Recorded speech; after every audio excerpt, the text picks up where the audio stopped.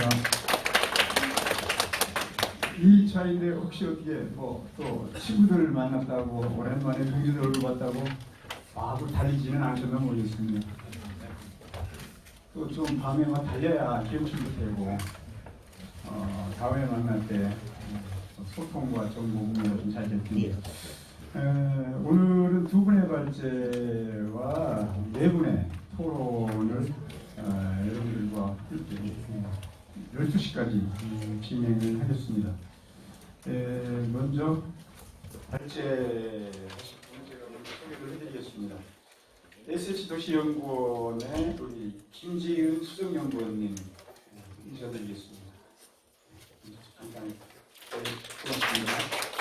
그다음 두 번째 발제는 우리 LHI 토지토연구원의 우리 권혁상 수석연구원님이십니다. 그리고 이제 토론은 제가 발제 끝나고 토론을 진행하면서 다시 인사드리도록 하겠습니다. 첫 번째 연구명 소규모 주택정비사업을 통한 조국지 부분을 우리 김지은 연구원께서 발제해 주셨습니다.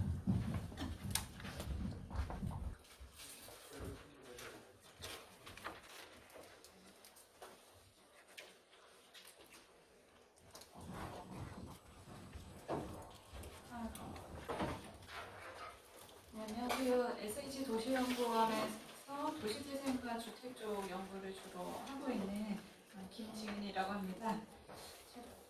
제가 오늘 발표할 주제는 연금형 소규모 주택 정비 사업을 통한 주거복지라는 제목인데 좀 낯설은 사업 방식일 것 같습니다. 저희가 작년부터 연구해서 지금 제안하는 사업 모델이고 이 부분에 대해서 말씀을 드리겠습니다. 일단 이 세션을 발제를 요청받았을 때 이 도시재생 사업과 공공임대주택 혹은 공적임대주택이 이렇게 결합되어 있는 부분의 주제여서 좀 관심이 더 많이 생겼고요. 도시재생 사업에서 사실 공적임대주택이나 공공임대주택이 어떤 중요한 요소의 하나로 간주되기 시작한 게 거의 도시재생 뉴딜이 시작되면서부터가 아니었나 싶습니다. 그전에는 이렇게 굉장히 이 밀접한 관계라는 생각을 별로 크지 않았던 것 같은데 이제 도시재생 뉴딜이 되면서 이제 임대주택이 도시재생 부분하고 상당 부분 결합되어 있는 사업 모델들이 많이 제한이 되고 있습니다. 소규모 주택 정비 사업도 사실은 그 중에 하나인데요. 소규모 주택 정비 사업은 빈집 및 소규모 정비 특례법에 의해서 하는 사업이라서 그 근거법만 보면은 이제 정비 사업에 가깝지만 그 안에 인센티브로서 공공임대주택이나 공적임대주택 같은 게 들어있는 사업이죠.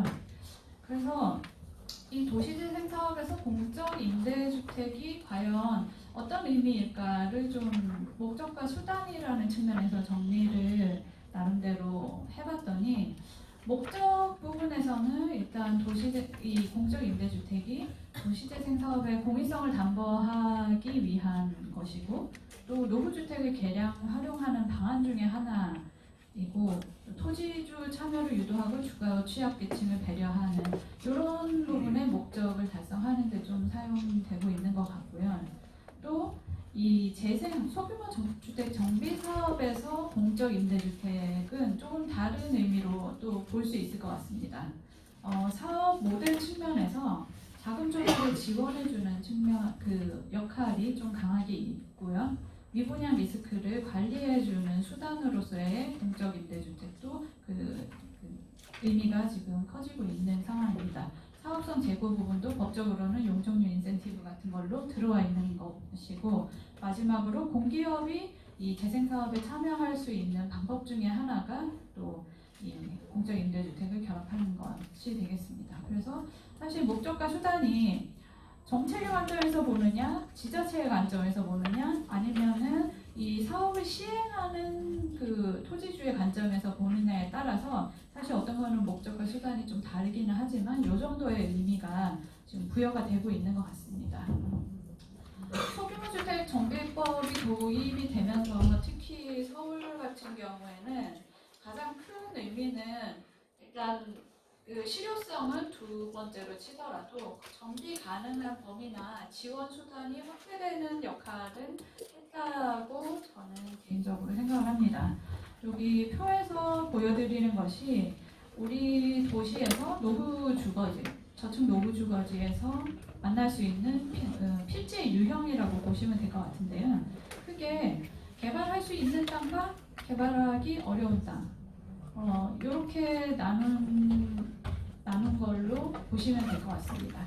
근데 그 개발을 할 수 있다는 것을 결정하는 요인이 용적률이나 접도 조건이라는 가장 기본적인 요인이 있기 때문에 크게 네 가지 유형으로 필지를 나눠볼 수 있는데 여기에서 사실 우리가 흔히 보는 빌라 개발 같은 경우가 A 타입의 개발하면 좀 남아있는 용적률이 개발해서 찾아먹을 수 있는 용적률이 좀 많이 남아있고 접도 조건도 좋은 이런 땅들은 이제 알아서 대체로는 서울 같은 경우에는 개발이 됩니다. 근데 나머지는 사실 누군가가 개입하거나 그러니까 토지를 같이 두세 개 같이 사서 한다거나 아니면 다른 방식으로 개입을 해야만 좀 정비가 가능한 것들인 상황이고요. 그래서 SH에서 이제 재작 2016년 정도부터 추진했던 자율주택 정비 사업이 기존에 이제 여기 A라고 하는 자력 개발이 가능한 부분 외에 개발 잠재력은 좀 있는데 접도나 다른 여건들이 좀 안 좋은 토지들을 같이 공동 개발하는 방식 수단으로 해가지고 수단적인 측면에서는 적용할 수 있는 범위가 좀 늘어났는데 여기서 문제는 토지주가 원치 않으면은 아무리 좋은 사업도 아무리 좋은 방법도 소용은 없다. 그리고 이 나머지 뒷부분은 사업성 확보도 어렵고 토지주도 투자 여력이 없고 홍대 같은 특수한 그런 상권으로 전환된다거나 이런 것이 아니라면은 나머지는 어떤 수단을 써도 좀 정비가 안 되는 그런 곳들이 많다. 그래서 저희가 서울형 도시재생 사업 지역 중에 하나인 상도 사동을 이 토지 유형을 가지고 쭉 분류를 좀 해봤습니다. 어떻게 모여 있나? 그렇게 봤더니 이제 용적률 여건은 좀 있는데 접도 옛날에는 건물을 지었지만 지금은 접도 조건 때문에 건축이 되지 않는 그런 것들이 좀 부분 이렇게 집단적으로 있었고 저희가 시범 사업을 하는 과정에서 이런 것들을 일부러 찾아간 건 아니었는데 저희가 SH에서 자율주택 정비 사업을 시작하고 있는데 혹시 관심 있으신 주민들은 저희한테 문의를 해달라고 했더니 대체로 이런 쪽에서 좀 문의가 많이 왔습니다. 그래서 한 두세 군데에서 상도동에서만 두세 군데 검토를 실제로 했었고 가장 처음으로 이제 올해 착공해서 완공이 될 예정인 사업 대상지가 지금 여기 있는 이 부지들입니다. 토지주가 11세대가 이제 자기 집을 지은 다음에 가져가기로 했고 나머지 29세대는 SH가 매입임대주택으로 매입하는 그런 방식으로 진행이 됐고요. 요게 가능했던 거는 이 그림에서 여기 화색으로 되어 있는 이 부분이 원래 진입로가 확보하기 어려운 곳이었는데 이 옆에 있는 화성시 장학관 쪽하고 상도 동작구청하고 SH공사하고 같이 좀 논의를 해서 요 길을 좀 터주는 방안을 만들었기 때문에 이 안쪽에 있는 요 블럭들이 공동 개발된 그런 사례입니다. 사례로서는 굉장히 좋은 사례인데 이게 이제 복제가 되기는 되게 힘든 게 필지마다 다르고 토지주마다 생각이 다르고 해서 사실은 이거보다 먼저 검토했던 지역이 이 지역인데 이 지역은 1년 넘게 검토하고 협의하고 하다가 결과적으로는 주민들이 안 하는 걸로 결정을 하시더라고요. 그래서 사업성이나 다 모든 게 만족되더라도 또 한두 명이 반대하면 좀 어려운 그런 상황이기는 합니다. 이거는 이제 기존에 해왔던 자율주택 정비 사업을 좀 이해를 돕기 위해서 설명을 드렸고요.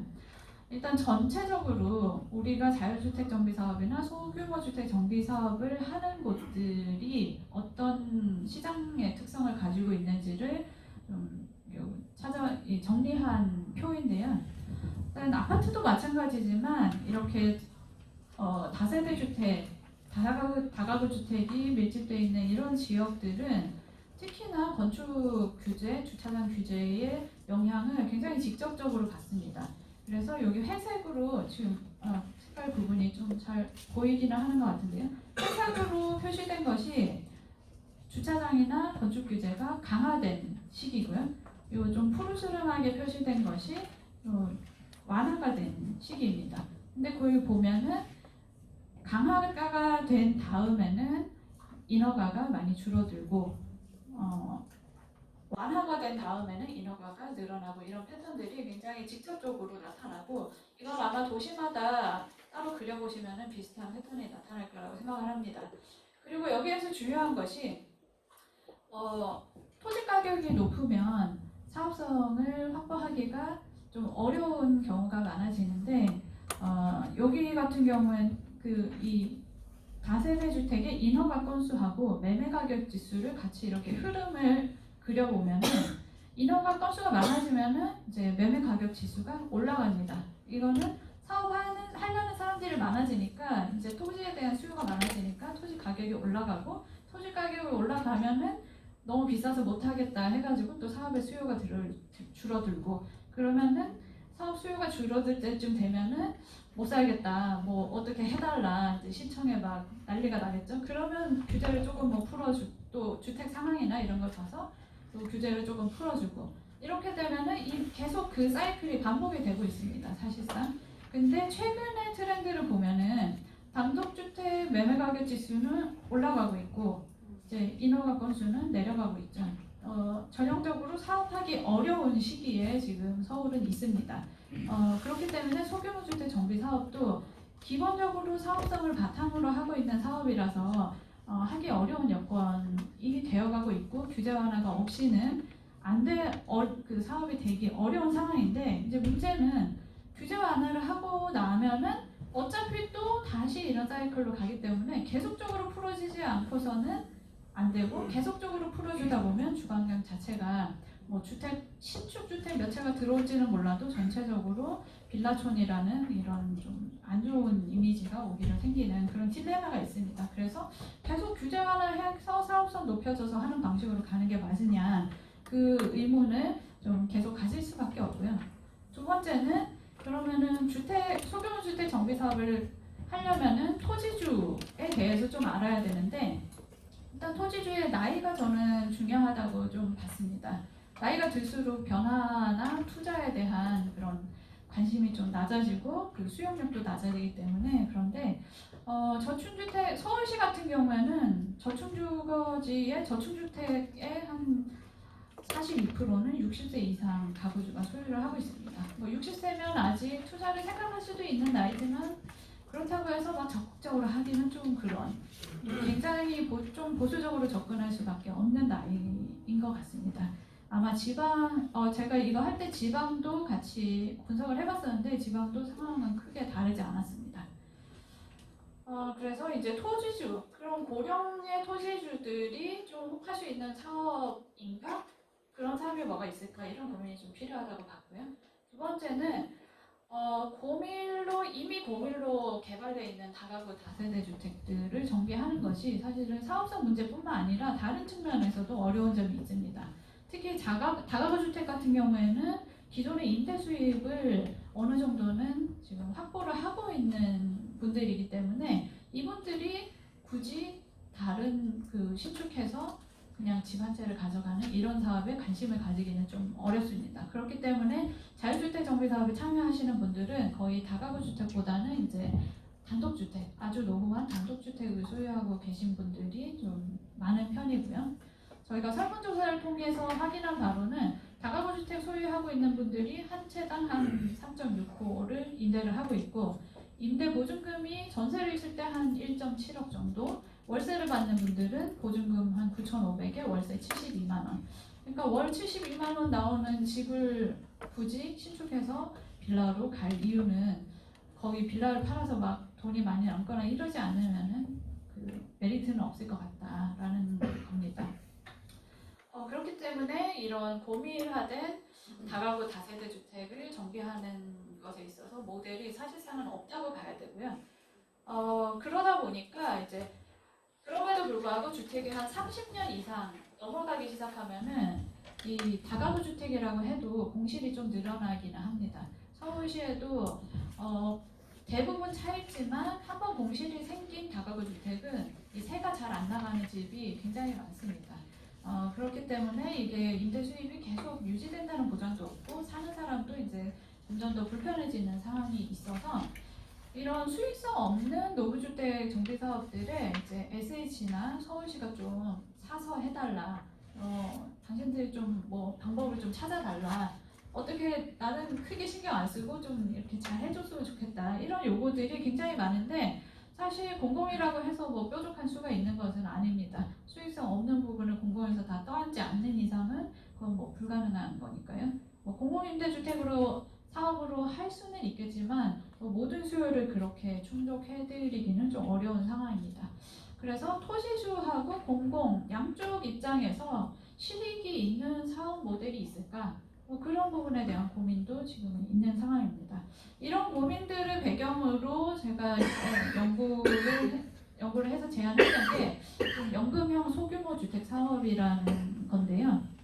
일단 뒤에 좀 자세한 설명을 하고 먼저 이 연금형 소규모 주택 정비 사업이 뭔지에 대해서 일단 설명을 하고 시작하겠습니다.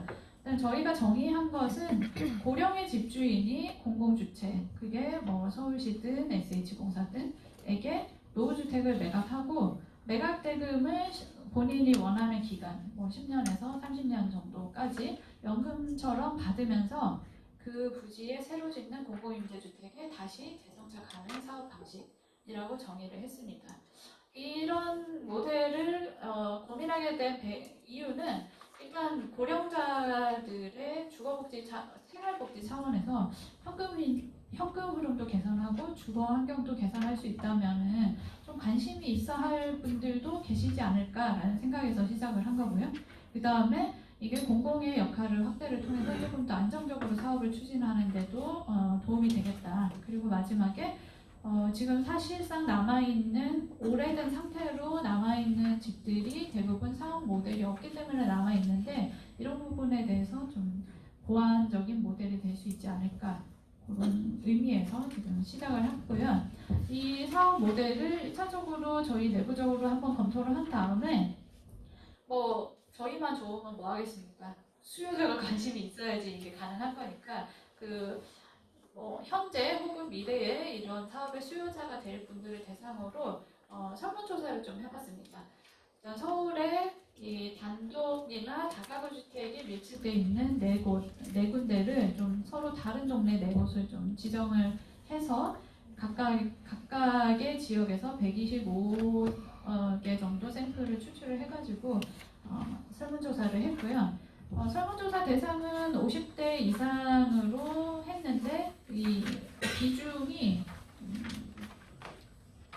50대가 26% 정도, 60대가 37%, 70대가 37% 정도로 해가지고 설문조사를 했습니다. 결과를 보면은 왜 소규모 주택 정비 사업이 잘 안 되는가를 바로 알 수 있었습니다. 일단 소규모 주택 정비 사업이라는 걸 설명을 드리고 혹시 참여할 생각이 있으신가? 라고 물어봤더니 있다고 대답한 분들이 28%밖에 안 됐어요. 그러니까 당연히 이게 사업이 원활하게 진행되는 게 좀 어려운 상황인 것 같고요. 만약 이 생각이 없다거나 모르겠다고 대답하신 분들의 비중이 굉장히 높았는데 이분들한테 만약에 공공에서 참여를 해가지고 좀 주도적으로 해서 사업을 한다면은 참여할 생각이 있느냐라고 물어봤을 때에도 있다고 대답하는 분들이 한 16% 정도밖에는 되지 않았습니다. 그래서 아직까지는 전반적으로 소규모 주택 정비 사업이라는 거에 관심도 좀 낮고 하겠다는 사람도 별로 없다. 그런 상황으로 보입니다. 그래도 그럼 있다고 대답하신 분들은 어떤 사업 방식을 선호하느냐 그런 거를 물어봤더니 소규모주택 정비법에서는 사실 주민들이 조합이나 주민합의체를 결성해서 추진하는 주민주도 형식을 취하고 있는데 그렇게 하겠다는 분들은 한 8%밖에는 되지 않았고요.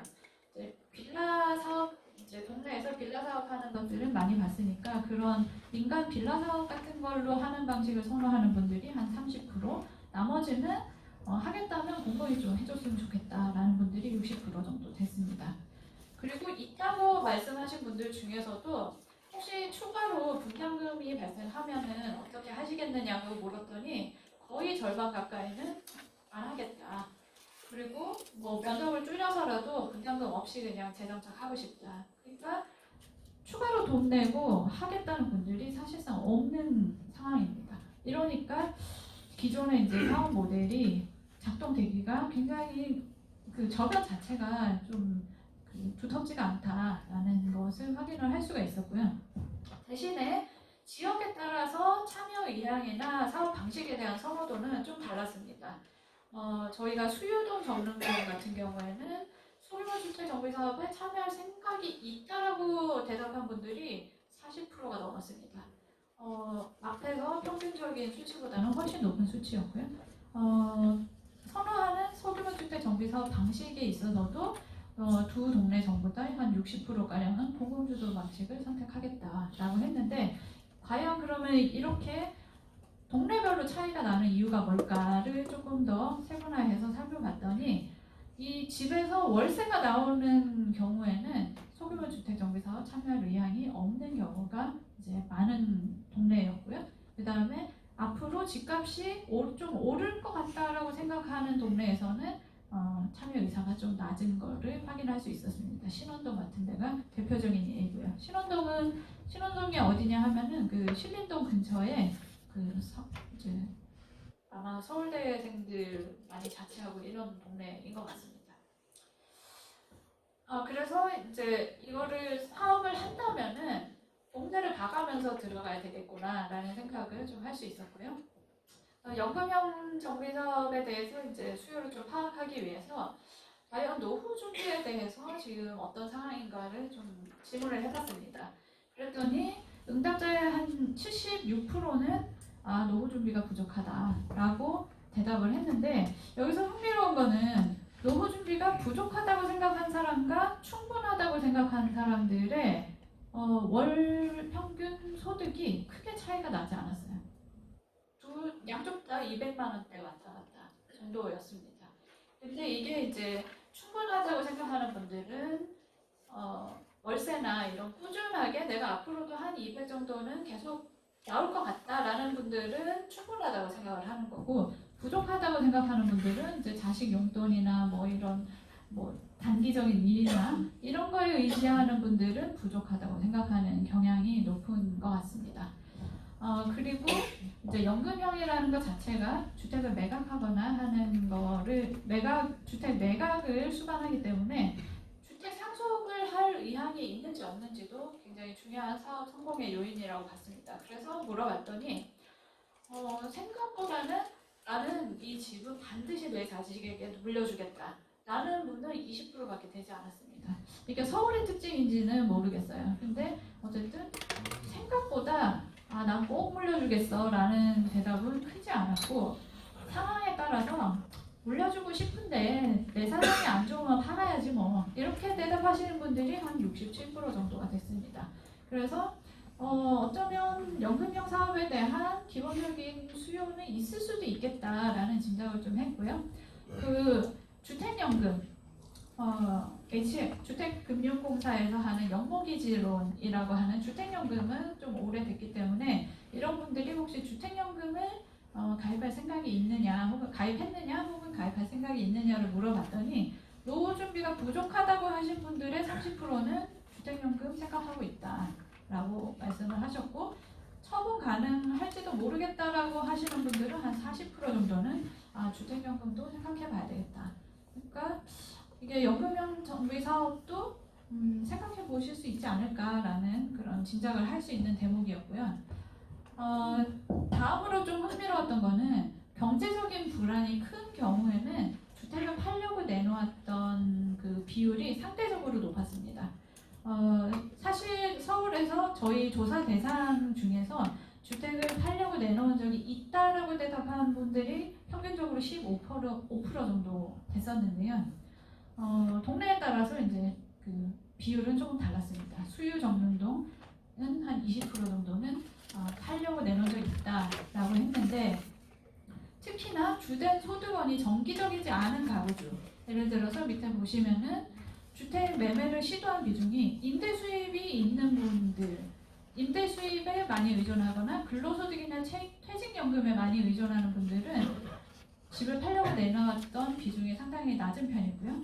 공적 기금이나 자녀 용돈에 의존해서 좀 살고 계신 분들은 주택을 팔려고 시도했던 적이 상대적으로 높았습니다. 근데 이분들이 다 주택을 매각하지 않았던 이유는 팔려고 내놔봤더니 안 팔리더라. 근데 이 팔려고 내놨던 시점이 최근 몇 년이기 때문에 사실은 부동산의 상승기였음에도 불구하고 잘 안 팔리더라. 뭐 비싸게 팔고 싶었거나 뭐 다른 이유가 있겠지만 안 팔려서, 혹은 팔고 나서 이사할 곳이 마땅치가 않아서 이런 이유로 팔지 않았습니다. 여기 밑에 요거는 제가 그래프를 카피하다가 요 주택연금 가입고를 요거를 따라온 것 같습니다. 여기만 X표를 치시면 될 것 같습니다. 그래서 요런 부분도 좀 재미있었고요. 노후 준비가 이제 부족하다고 생각하시는 분들의 경우에 저희가 설문 대상자 전원에게 연금형 소규모 주택 장비 사업이라는 게 이런 것이다라는 거를 좀 쉽게 설명을 드리고 혹시 고려할 생각이 있냐라고 물어봤고요. 물어봤을 때 이제 노후 준비가 부족하다고 생각하시는 분들의 43% 정도는 이 사업 생각해보고 싶다라는 좀 긍정적인 대답을 했고요. 또 주택을 뭐 상속하면 좋겠지만 상황에 따라서 팔 수도 있다라는 분들도 한 40% 정도는 연금형 소규모 정비 사업에 관심을 보였습니다. 지역에 따라서도 아까 소규모 주택 정비 사업과 마찬가지로 수유동이나 정릉동 같은 경우가 참여 의향이 좀 많이 높은 편으로 나타났습니다. 지금 연금형 소규모 주택 정비 사업은 주택을 서울시나 SHN에 매각하고 그 매각대금을 연금처럼 나눠받는 시기라면은 HF 주택금융공사의 주택연금, 연목이지로 같은 경우에는 주택을 담보로 대출을 받아서 생활하는 개념인데요. 그 두 가지에 대해서 설명을 드리고 둘 중에 어떤 거를 선택하시겠어요? 그냥 굉장히 간단하게 물었을 때 연금형 소규모 주택 정비 사업이 자기는 더 나은 것 같다라는 분이 살짝 더 많은 응답자가 조금 더 많았습니다. 그래서 그럼 왜 이 연금형 소규모 정비 사업을 선택한 이유가 뭐였냐고 얘기를 했을 때는 이게 월 받는 금액이 훨씬 많아서 좋다. 저희가 이제 이걸 선택했을 때 같은 금액이면은 주택연금은 얼마, 연금형 사업은 얼마 이렇게 예시를 드렸는데 그랬을 때 이제 월 받는 금액이 훨씬 많아서 나는 이걸 선택하겠다. 그리고 새 집에서 거주할 수 있어서 또 생활비를 확보할 수 있어서 이런 응답이 연금형 소규모 정비를 선택한 이유였고요. 주택연금을 선호한 이유는 내 집을 그냥 계속 가지고 있을 수 있어서 짐작할 수 있는 그런 대답들입니다. 살던 집에 계속 거주할 수 있어서, 그리고 종신형으로 선택할 수 있어서 이 정도의 이유가 있었습니다. 그래서 저희가 상품을 설계할 때 수요자들이 이런 부분에 있어서 장단점을 느끼고 있다는 것을 좀 감안해서 설계를 하려고 하고 있습니다. 그래서 종합해봤을 때 연금형 소규모 주택 정비 사업은 일단은 사업성이 부족한 곳에 적용을 하기 위해서 좀 만든 모델이고요. 이건 뒤에 설명이 나오겠지만, 그다음에 가장 중요한 것은 고령의 노후주택 소유자가 자기의 그 소득 안정, 생활 안정 부분을 같이 좀 충족할 수 있는 모델로 제안을 해보자 라는 것이었습니다. 기본 구조는 사실 여기에서 저희가 연구하면서 조금 더 변화는 있었는데, 처음에 기본적으로 생각했던 방식은 토지주가 토지를 감정가에 공사에다 매각을 하고 그 매각 대금을 연금처럼 이렇게 매달 지급을 하는 방식이고요. 그다음에 이렇게 연금형을 선택한 분들은 공동임대주택에 재정착할 수 있도록 배려를 해드리는 그런 부분입니다. 만약에 이게 소규모 주택 사업이 만약에 5명이 같이 시작을 했는데 5명 중에 뭐 1명만 연금형을 원할 수도 있는 거잖아요. 이제 그럴 경우에는 사업을 토지주가 추진을 하되 팔고 싶은 사람은 토지를 SH나 예시로 SH에 매각을 하고 연금형을 받는 그런 방식이 되겠습니다. 이 두 개가 약간 다른 점은 전체를 SH공사에 매각을 하면 공공주택특별법에 좀 적용을 받는, 사실상 소규모 주택 정비 사업이라고 하기는 좀 애매한 그런 사업이 되고요. 이 공동으로 시행하는 방식이 되면은 기본적으로 소규모 주택 정비법을 바탕으로 하되 공공주택특별법이 결합되는 그런 방식이 되겠습니다. 네. 뭐 이렇게 자유주택 정비 사업과 연금형 사업의 그 비교를 좀 같은 사업 대상지를 대상으로 수익률을 좀 비교를 해봤을 때 자유주택 정비 사업으로 하면 비례율이 한 1.15 정도로 해서 사업을 하다 보면은 약간 분담금이 나올 리스크가 좀 있는 사업이었고요. 요거를 연금형으로 풀었을 때는 재정착할 때에 내야 되는 그 보증금과 임대료를 제외하고도 토지주가 한 250만 원 내를 20년 동안 받아가거나 할 수 있는 그런 시뮬레이션 결과고요. 이게 이제 토지주가 공공이 손익을 어떻게 분담하느냐에 따라서 사업성은 달라집니다. 예를 들어서 SH공사가 내부적으로 수익률 기준이 있는데 그거를 맞추려고 하면은 그 나머지의 손해는 토지주가 다 부담을 해야 되고, 그 토지주가 손해를 부담한다는 것은 월 지급액이 적어진다는 걸 의미하게 됩니다. 만약에 똑같이 손해나 그 내부 수익률을 토지주와 시행자가 똑같이 낮춘다고 가정을 했을 때 이 사업의 경우는 월 지급액이 한 270만 원 정도로 늘어나게 되는, 그래서 요거는 이제 계산상의 그런 거를 좀 보여드리기 위해서 예시로 보여드린 거고요. 유사 사업 방식에 대해서는 시간이 없으니까 좀 넘어가겠습니다.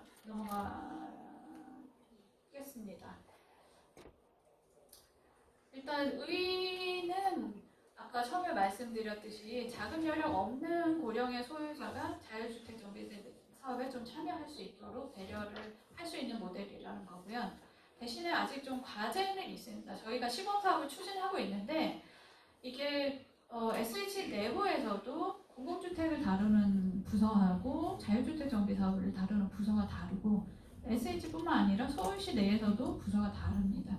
그래서 이 양쪽에서 이 사업 모델에 대해서 양쪽을 설명을 하고 이해를 시키고 이게 내 사업이다 라고 딱 이렇게 규정하기가 되게 어려워서 사실 그런 것들이 별거 아닌 것 같아도 사업 추진에 상당히 장애가 되더라고요.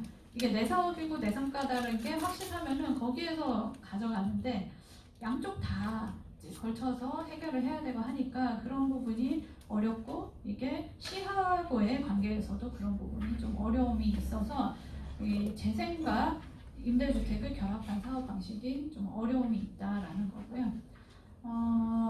연금형으로 이제 토지를 매입하는 비용을 누가 부담을 할 것인가, 그런 문제, 이거를 복지 차원에서 시나 국토부에서 지원을 하는 게 맞을 것인가라는 거에 대한 고려도 좀 필요하고, 이게 연금형으로 토지를 매입한다는 것 자체가 세금 문제가 또 생기더라고요. 양도세 같은 경우는 1주택이면 양도세가 없지만 이게 나중에 이제 토지의 취득 가격이 연금으로 받는 총액의 합이기 때문에 이걸 나중에 다시 신고해야 된다든지, 취득세 같은 경우에도 마찬가지로 그 취득 당시의 금액과 연금 총액으로 받는 금액이 다르기 때문에 이거를 계속 변경 신고를 해야 되는 거지, 그런 문제들이 또 있기는 하더라고요. 그래서 제도적으로 그런 부분에 대한 좀 해결은 필요한 상황입니다.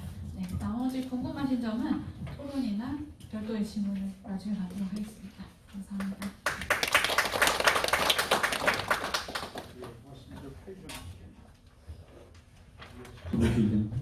네, 고맙습니다. 시간이 좀 모자라서 아쉽긴 한데 근거서는 시간 좀 조금 넓게 해주시기 바랍니다.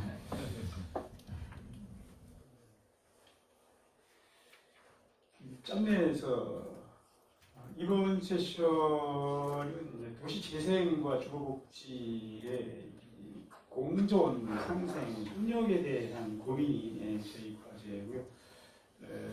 요 15명이 참여한 기획위는 우리 세션에서는 이따 토론으로 함께 하겠습니다만 우리 정태일 센터장님 함께 했습니다. 그리고 요 세션 된 후원은 제가 근무하는 저희 도시단에서 고민을 함께 하는데 필요한 비용을 저희가 후원을 해서 그 덕에 제가 여러분들과 마이크를 적게 드리겠습니다. 자, 두 번째 발제는 권혁선으로 적게 적드리겠습니다. 시간 다시 부탁드립니다. 예, 안녕하십니까. LH 토지주택연구원의 권혁선입니다. 반갑습니다. 예, 제가 말씀드릴 주제는 도시재생 활성화와 공공임대주택 다변화입니다. 이 도시재생과 공공임대주택이 아주 큰 범위이기 때문에 그걸 어떻게 말씀드릴까 했는데 개괄적으로 최근에 그 주택 정책과 그다음에 LH의 어떤 그 움직임을 중심으로 준비를 했습니다. 말씀드릴 순서는 저층주거지 재생의 과제, 그다음에 중점 과제로 추진하고 있는 도시재생 뉴딜 주거재생 사업, 공공임대주택 공급 다변화, 공공의 역할과 향후 과제 순으로 말씀을 드리겠습니다.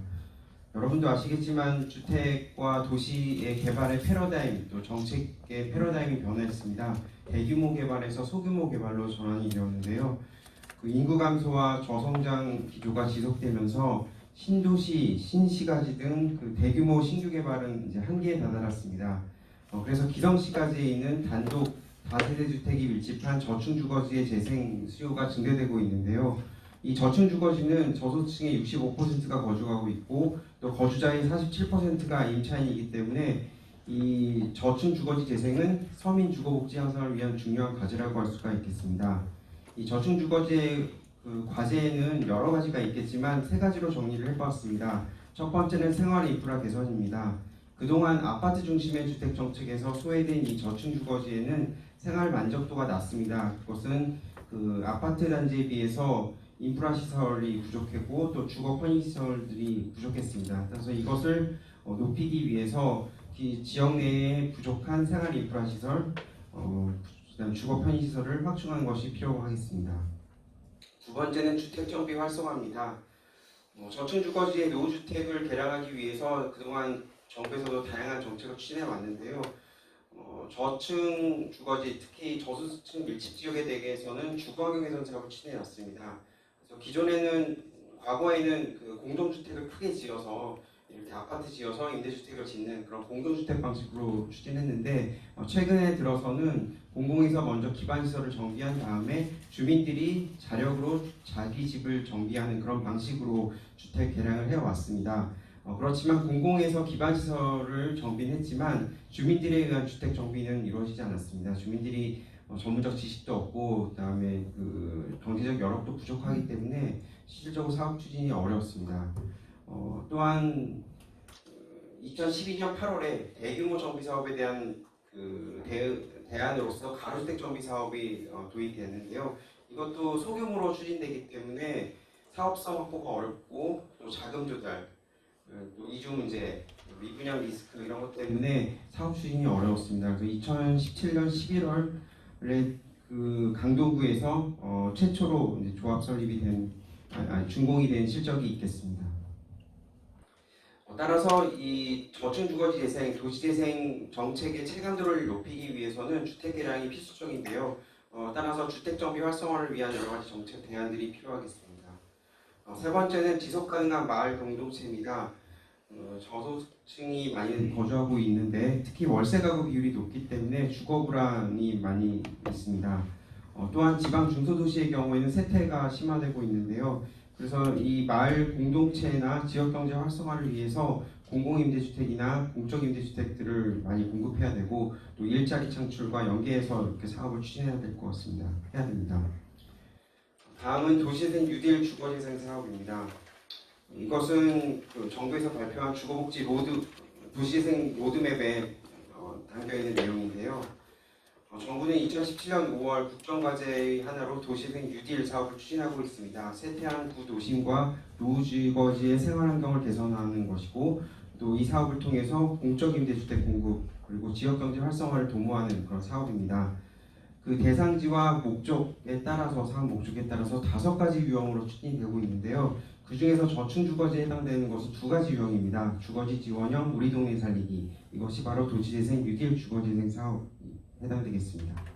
이 사업의 특징은 그 종전의 도시재생 사업이 장기간의 어떤 계획 수입, 주택 정비가 좀 미흡했다. 그래서 주민들의 체감도가 낮다. 이러한 것들을 좀 보완해서 사업을 추진하자라는 것으로 공공에서 좀 선도 사업을 추진하고 또 기초생활 인프라 확충하고 또 주택 정비와 집수리와 연계하고 또 젠트리피케이션까지 좀 확대해서 사업을 추진하고 있습니다. 이 도시재생 뉴딜 주거재생 사업은 4가지 단계로 추진하고 있는데요.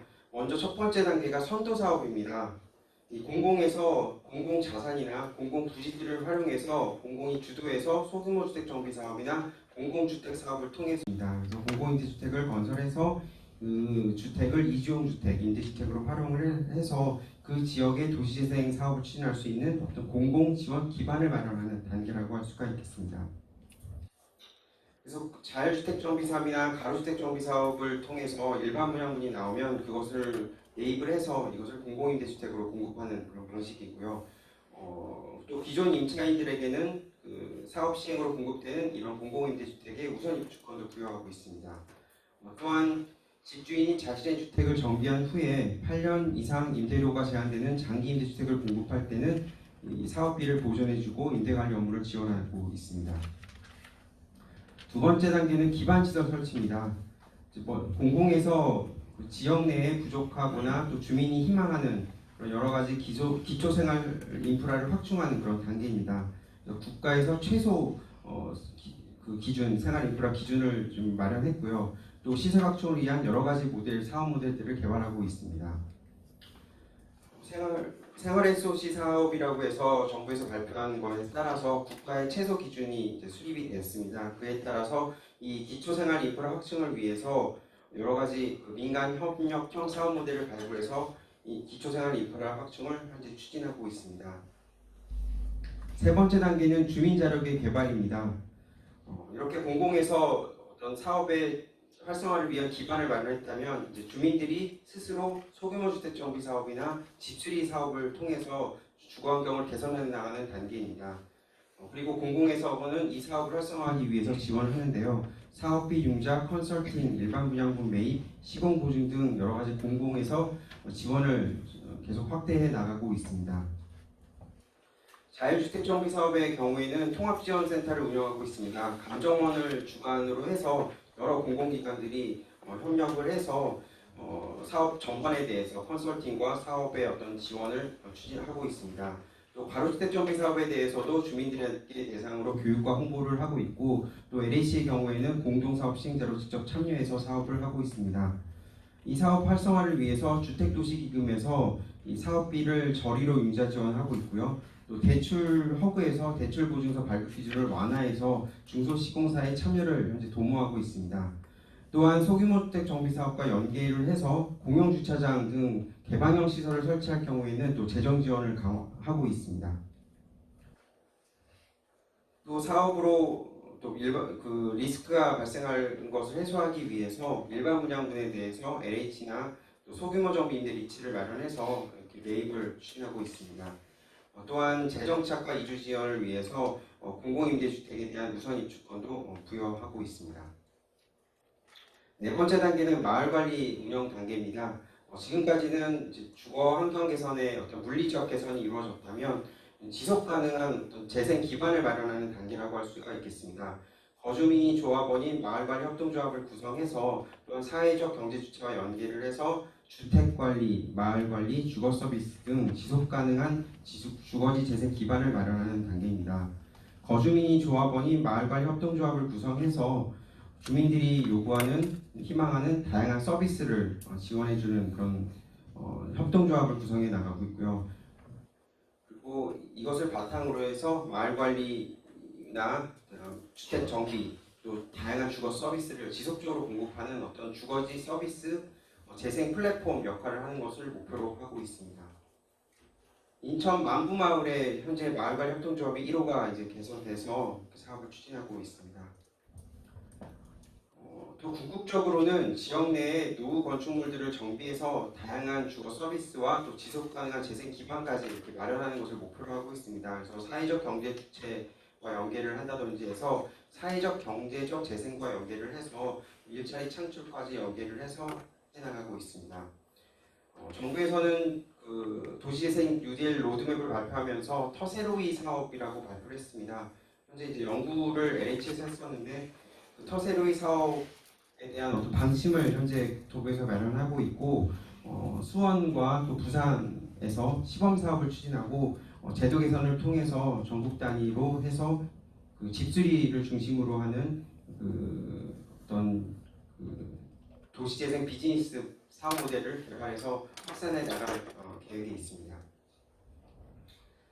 이것을 통해서 그 서민들의 대다수가 거주하는 저층 주거지의 생활 환경과 또 생활 인프라를 확충하고 또 공공임대주택이나 공공지원 임대주택 공급을 확대해서 젠트리피케이션을 완화하고 궁극적으로 서민 주거 복지 향상을 하는 데 목표가 있겠습니다.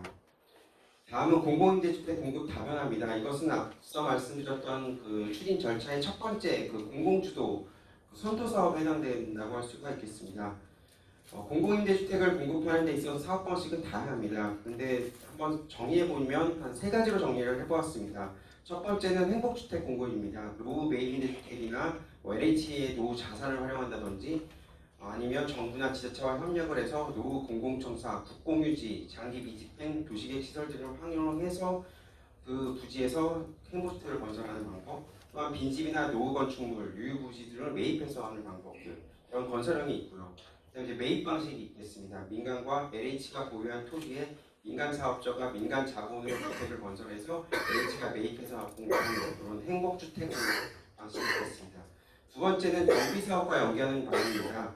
가로주택 정비사업, 자율주택 정비사업, 또 빈집 밀집구역의 소규모 주택 정비사업을 통해서 일정 부분 나오는 것을 임대주택으로 공급을 해서 공공임대주택을 확충하는 방안이 있습니다. 세 번째는 마을정비형 공공주택 사업입니다. 공공주택특별법에 소규모 주택 지구를 지정을 해서 공공주택 사업을 추진해서 공공임대주택을 공급하고 또 주변 지역의 마을 정비까지 추진하는 이 세 가지 방식이 있겠습니다. 이 마을 정비형 공공주택 사업은 지방 중소도시를 대상으로 추진을 하고 있습니다. 이 사업들 모두 도시재생 사업에 포함이 됩니다. 공공주택 사업, 빈집 정비 사업, 소규모 주택 정비 사업, 또 도시 정비 사업 등이 다 도시재생 사업의 범주에 들어가고요. 앞으로 이 사업을 확대하기 위해서는 공공과 민간 협력 사업이 계속해서 개발이 돼야 되고 또 사업 후보지 발굴, 토지 등 소유자의 사업 참여 유도 같은 것들이 필요하겠습니다. 먼저 건설형 행복주택입니다. LH는 도시 내에 노후 매입임대주택 등 보유 자산을 활용해서 행복주택을 현재 건설하고 있습니다. 행복주택은 대학생, 사회초년생, 신혼부부 등 젊은층을 중심으로 공급하는 공공임대주택입니다. 그림에서 서울 송파 삼전동 행복주택이 있는데요. 기존에 LH에서 보유하고 있는 매입임대주택 중 노후화된 것이 6부지가 있었습니다. 이 부지를 철거하고 행복주택으로 공급한 그런 사례가 있습니다. 그거 말고도 국공유지나 노후 공공청사, 장기 미집행, 도시계획 시설 등을 활용해서 다양한 행복주택 공급을 하고 있습니다. 또한 빈집이나 노후 건축물, 유휴부지 등을 매입해서 지속적으로 도시 내에 행복주택 공급을 확대해 나가고 있습니다. 그다음 매입형입니다. 행복주택을 매입형 방식으로 공급을 하는 것인데요. 민간과 LH가 보유하고 있는 토지에 민간 사업자가 민간 자본으로 공동주택을 건설하고 이것을 LH가 매입해서 행복주택으로 공급을 하는 것입니다. 현재 이것은 시범사업을 추진하고 있는데요. LH 토지를 활용해서 하는 방법과 또 민간의 토지를 민간 사업자가 제한하는 방식 두 가지 방식으로 현재 추진을 하고 있습니다. 사업 모델 두 번째는 정비 사업과 연계하는 것입니다. 첫 번째 사업은 가로주택 정비 사업입니다. 가장 규모가 크다고 할 수가 있겠는데요. LH는 조합원 과반수의 동의를 받아서 공동 시행자로 사업에 참여를 하고요. 현재 한 50개 정도의 사업 대상지에서 사업을 추진하고 있습니다. 이 LH가 이 공동 사업 시행자로 들어가면 공공임대주택을 일정 부분 공급을 하게 됩니다. 그래서 법정 상한 용적률까지 확보할 수 있고 시공품질 확보, 그다음 신용보증 및 재원 조달, 미분양주택 인수 등을 통해서 사업을 원활하게 하는 것을 지원하게 됩니다. 여기서 법정 상한 용적률을 확보할 수 있다는 것은 그 소규모 주택 정비법에 특례 규정이 있습니다. 이 공공임대주택이나 공공지원 임대주택을 전체 연면적 또는 세대수의 20% 이상 건설할 때는 법정 용적률 상한까지 건설하게 하도록 해서 이것을 통해서 이 사업성을 좀 도모해서 공공임대주택도 공급을 하고 사업도 원활하게 추진하는 그런 방식으로 현재 추진하고 있습니다. 이거 외에도 여러 가지 그 특례 규정이 많이 마련되어 있는데요. 건축 특례 규정이 있고 또 정비 기반 시설이나 공동 이용 시설, 주민 공동 이용 시설을 설치할 때는 해당 시설의 용적률을 또 빼주는 그런 특례가 있습니다. 또한 사업 대상지 외에 인근 지역에서 노상이나 노예 주차장 사용 권리를 확보한 경우에는 그 주차장 설치만큼 완화받을 수 있는 주차 설치 기준이 또 특례가 마련되어 있습니다. 이것을 바탕으로 현재 가로주택 정비 사업이나 소규모 주택 정비 사업에서 공공임대주택을 공급하는 그런 사업이 추진되고 있는 것입니다. 이것은 주민들을 홍보하기 위한 LH에서 만들었던 리플릿이고요. 그리고 대상지 한 3곳 정도를 말씀드리겠습니다. 서울에서 서울 중랑 명목 부림 연립에서 가로주택 정비 사업이 추진되고 있는데 5개 필지를 개발하는 것이었습니다. 작은 규모이기 때문에 주민들이 노후주택을 어떻게 할 수가 없었는데 이제 LH랑 같이 하자 이렇게 해서 사업을 추진하게 됐던 것이고요. 인천 남구의 석정지구 가로주택 정비 사업입니다. 이게 그래도 기쁘게도 2009년 10월에 처음으로 이제 사업계획 승인을 받게 되었습니다. 그래서 가장 LH에서는 빠르게 지금 진척이 되고 있는데요. 이것은 그 2004년도에 재건축 사업이 추진되다가 무산된 그런 지역입니다. 그래서 무산이 됐기 때문에 빈집과 노후주택이 계속해서 발생돼서 거의 폐허 수준으로 그런 지역이었습니다. 또한 철도 부지 인근에 있어서 아주 열악한 지역인데요. 그래서 인천시에서도 이 지역을 어떻게 개발할까 이렇게 하다가 이제 LH랑 같이 공동사업 시행으로 해서 가로주택 정비 사업 추진하고 있습니다. 그래서 행복주택을 약 101세대 정도 공급을 하게 되었습니다. 당초 LH에서 그 소규모 주택 정비법 제정을 하면서 참여하면서 그 시범 사업도 같이 연계해서 추진을 했었습니다. 그때 처음에는 그 매입임대주택 LH가 보유하고 있는 매입임대주택의 그 옆에 있는 그 인접된 노후주택과 연계를 해서 같이 가로주택 정비 사업 추진하려고 했는데 이 주민들이 왜 이 사업을 해야 되는지 이런 동의가 잘 안 됐습니다. 그래서 그 이후로는 주민들이 원하고 주민들이 절실한 곳을 대상지로 해서 현재 사업을 추진하고 있습니다. 세 번째는 대구 동구 공신 연립 가로주택 정비 사업입니다. 이것은 준주거지역에서도 이 가로주택 정비 사업이 추진하고 있다는 사례로서 말씀드릴 수 있는데요. 여기도 마찬가지로 2007년 지역주택조합이 사업 시행 인가가 났지만 시행자가 부도가 나면서 이 인가가 취소된 그런 대상지입니다. 그래서 이제 주민들이 LH와 공동 사업 시행을 했으면 좋겠다라고 해서 사업이 현재 추진이 되고 있습니다. 두 번째는 자율주택 정비 사업과 연계해서 공공임대주택을 공급하는 것입니다. LH는 기존에는 그 자율주택 정비 사업에 임대주택에 대한 매입만 했었는데요. 일반 주택에 대한 매입만 했었는데 그 자율주택 정비 사업에 이제 공동 시행 약정을 체결해서 직접 사업에 참여하게 되었습니다. 그래서 주민합의체와 공동시행 약정을 체결하고 총괄사업 관리자로서 이 사업을 추진하게 됩니다. 그래서 사업 방식은 신탁형 공동시행 방식으로 사업을 추진하고 있고요. 그리고 노후 매입임대주택과 연계를 해서 또 사업을 추진할 계획이 있고 또 빈집 밀집구역에 연계해서 이렇게 자율주택 정비 사업 추진할 계획이 있습니다. 최근까지 2곳에서 지금 준공이 됐는데요. 이것은 이제 감정원에서 주도를 해서 사업이 추진된 사례입니다. 감정원에서 통합지원센터를 통해서 지원을 해서 이렇게 사업이 추진됐고요. LH는 일반 분양물을 매입하는 것을 지원을 했습니다. 또 두 번째는 빈집 밀집구역 정비 사업과 연계해서 추진하는 것입니다. 이 빈집 밀집구역은 기반 시설이 부족해서 개별 단위의 빈집 정비 사업만으로는 한계가 있습니다. 따라서 면적 단위의 개발이 필요한데요. 이것을 통해서 빈집 밀집구역이 필요해서 소규모 정비법 개정을 통해서 이제 도입이 됐습니다. LH는 공동 시행자로서 사업에 참여를 하고 빈집과 노후주택을 연계한 소규모 정비 사업을 시행하게 됩니다. 현재 인천 미추홀구나 전주시와 협약을 체결해서 빈집 밀집구역에 대한 정비 사업을 추진하고 있습니다. 이렇게 예시한 곳인데요. 이곳은 이제 대구시입니다. 재정비 촉진지구 해제구역인데 이 지역은 대부분 3m 미만의 도로, 그러니까 큰 도로의 안쪽 부분에 있는 곳인데요. 거긴 차가 들어갈 수가 없습니다. 그래서 노후화된 주택들이 계속 노후화되고 또 빈집이 계속해서 발생되는 곳인데 이곳을 지자체와 연계해서 빈집 밀집구역의 정비 사업을 추진하는 그런 사례라고 할 수가 있겠습니다. 이렇게 계획은 했는데 주민들이 좀 동의하지 않았고 또 이 지역이 다시 재개발 붐이 있다고 합니다. 그래서 사업은 추진은 되지는 않았습니다. 그다음에 이제 마을 정비형 공공주택 사업입니다. 이것은 지방 중소도시의 어떤 지역수에 적합한 공공임대주택을 공급하는 방안인데요. 주민, 지자체, LH, 또 정부가 협력을 해서 공공주택 특별법에 따른 소규모 주택지구를 지정을 해서 공공임대주택을 건설하고 또 주변 지역에 그 정비까지 연계하는 방안입니다. 그래서 공공주택을 LH가 주도해서 건설하면 주변 지역 정비를 지자체의 주도로 이렇게 하게 됩니다.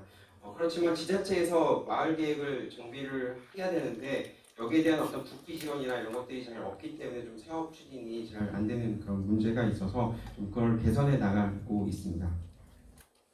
이것은 마을 정비형 공공주택 사업의 예시로서 정부 고창군에 대한 사례입니다.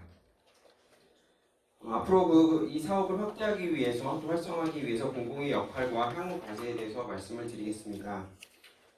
도시재생 뉴딜 정책이 조금 더 속도감 있게 하기 위해서 도시재생법이 개정 시행될 예정에 있습니다. 2019년 11월 28일부터 시행될 법인데요. 거기에는 도시혁신지구, 도시재생혁신지구, 도시재생 인정사업, 도시재생 총괄사업관리자라는 것이 들어왔습니다. 이것을 통해서 공공에서 조금 더 주도를 해서 사업을 추진하자라는 것입니다. 기존의 주민지도의 사업들은 그대로 가면서 좀 공공에서 더 사업을 추진할 부분이 있다면 속도감 있게 할 수 있도록 공공의 역할을 강화하기 위해서 이렇게 법이 개정이 되었습니다. 그래서 도시재생혁신지구는 조금 더 복합적으로 지역의 거점에 도시재생을 사업 추진하는 것이고요. 도시재생 인정사업은 도시재생 전략계획이 수립되었는데 그리고 도시재생 활성화 계획이 수립된 곳에서만 도시재생 사업이 이제 추진될 수 있었습니다. 근데 지금은 이 도시재생 인정사업은 도시재생 활성화 계획이 수립되지 않아도 기존의 지역 옆에서 이렇게 도시재생 전략계획이 수립되어 있기만 하면 인정해주는 그런 사업이 돼서 이걸 통해서 국비 지원을 받을 수 있는 길이 생겼습니다. 도시재생 총괄사업관리자는 도시재생 사업의 체계적 효율적 추진을 위한 어떤 공공기관을 총괄사업관리자로 지정을 해서 조금 더 사업을 좀 체계적으로 추진하자라는 것이 됐습니다. 그다음에 이제 보건복지부 주도로 이제 커뮤니티 케어라고 해서 지역사회 통합돌봄 서비스 등이 이제 추진되고 있고요. 또 국무총리실 국가균형발전위원회를 중심으로 해서 생활레소시 사업이 추진되는 등 여러 가지 정책이 추진되고 있습니다. 이렇게 되면서 지역의 어떤 상생 발전과 공공성을 실현하는 어떤 공공 디벨로퍼로서의 역할이 증대되고 있습니다. 그런 사례로 여기 보시면 부천시 가로주택 정비 사업인데요. 지하에 공용주차장을 개발해서 이렇게 그 가로주택 정비 사업과 연계해서 공공임대주택도 건설하고 또 주거환경도 개선하면서 또 마을 주차장, 생활 인프라시설까지 공급하는 이런 사업들도 추진이 되고 있습니다. 특히 LH의 경우에는 그 공사법이 개정이 돼서 주민 재정착, 창업 지원, 도시기능 활성화를 위한 공공 지원을 위한 복합 기능의 건축물 사업이 가능하게 되었습니다. 기존에는 토지나 주택 사업만 가능했었는데 이제 일반 건축물 사업인 공공 지원 건축물 사업도 가능하게 되었습니다. 그렇지만 좀 민간과 어떤 사업 침해, 또 공공성 측면에서 대상 지역을 한 8개 정도로 해서 지역이 한정되어 있습니다. 도시재생 활성화 지역, 산업단지, 물류단지, 공공주택 지구, 공공주택 건설 사업 지구 등에서 이제 이런 사업들이 가능하게 되었습니다. 앞으로 사업 확대에 있어서 이 도시재생 인정 사업을 많이 사용할 수 있을 것 같습니다. 활용할 수 있을 것 같습니다. 도시재생 인정 사업에 특히 주거환경 개선 사업이 포함되는데요. 앞서 말씀드렸던 그 현지 계량 방식에서 이 주거환경 개선 사업이 도시재생 인정 사업으로 인정됨으로써 국비 지원이 이제 가능하게 되었습니다. 그래서 LH는 정비구역 내에 공공임대주택 건설을 선도적으로 추진하고 주민들이 주택 정비를 자력으로 할 수 있도록 또 공공에서 지원을 강화해 나갈 계획이 있습니다. 도시재생 인정 사업에는 이 주거환경 개선 사업 이외에도 빈집 정비 사업, 소규모 주택 정비 사업, 그리고 긴급 정비 사업, 또 공공주택 사업 이런 사업들이 이제 많이 포함되어 있는데요. 그래서 도시재생 활성화 계획이 수립되지 않은 전략 계획이 수립된 곳에서도 재정이나 기금 지원을 받아서 이런 사업을 통해서 또 공공임대주택을 공급할 수 있겠습니다. 이런 사업을 확대하기 위해서는 도시 내에 공급하고 있는 현재 행복주택을 중심으로 공공임대주택을 공급하고 있습니다. 이 공공임대주택이 그 행복주택으로 공급을 하면서 대학생, 사회초년생, 신혼부부 등 젊은 층을 중심으로 하고 있는데요. 이것을 조금 더 확대할 필요가 있겠습니다. 도시 내의 다양한 임대 수요에 대응을 해서 그 수요 계층을 좀 확대를 하면 조금 더 도시 내의 공공임대주택을 공급을 확대할 수 있을 것으로 생각이 됩니다. 또한 그 도시 내에 부족한 지역 인프라 시설과 연계를 해서 복합 개발하는 도시형 공공임대주택으로 이 행복주택의 개념을 좀 확대할 필요가 있겠습니다. 그래서 다이어그램 보시면 젊은 층을 중심으로 했다면 도시 내에 있는 1, 2인 가구로 좀 확대를 하고 또 지역의 주거지 상실자까지 포함하는 이런 정책이 좀 필요하지 않을까 생각이 듭니다. 또한 개방형 주민 편의시설의 경우에는 초기에도 행복주택도 이렇게 부처 사업 연계로 간다고 했지만 이 사업이 잘 되지 않았습니다. 그래서 공사법 개정을 통해서 공공지원 건축물 사업이 할 수가 있기 때문에 조금 더 행복주택을 이 공공지원 건축물 사업과 연계를 해서 사업을 추진하고자 합니다. 그래서 런던의 경우에 이 빈민가에 마을 도서관을 이렇게 설립을 했다고 합니다. 그래서 열린 도서관의 개념인데요. 북카페처럼 이렇게 설치를 했는데 이 빈민가지만 지역 주민들이 와서 즐기고 하면서 이 지역이 활성화됐다고 합니다. 그래서 이 지역이 이런 그 지역 주민들의 만족도가 높아서 8곳으로 이렇게 시행하고 있는데요. 이렇게 지역 내의 낙후 지역을 공공이 들어가서 거점으로 개발하는 그런 사업을 앞으로 추진할 계획이 있습니다.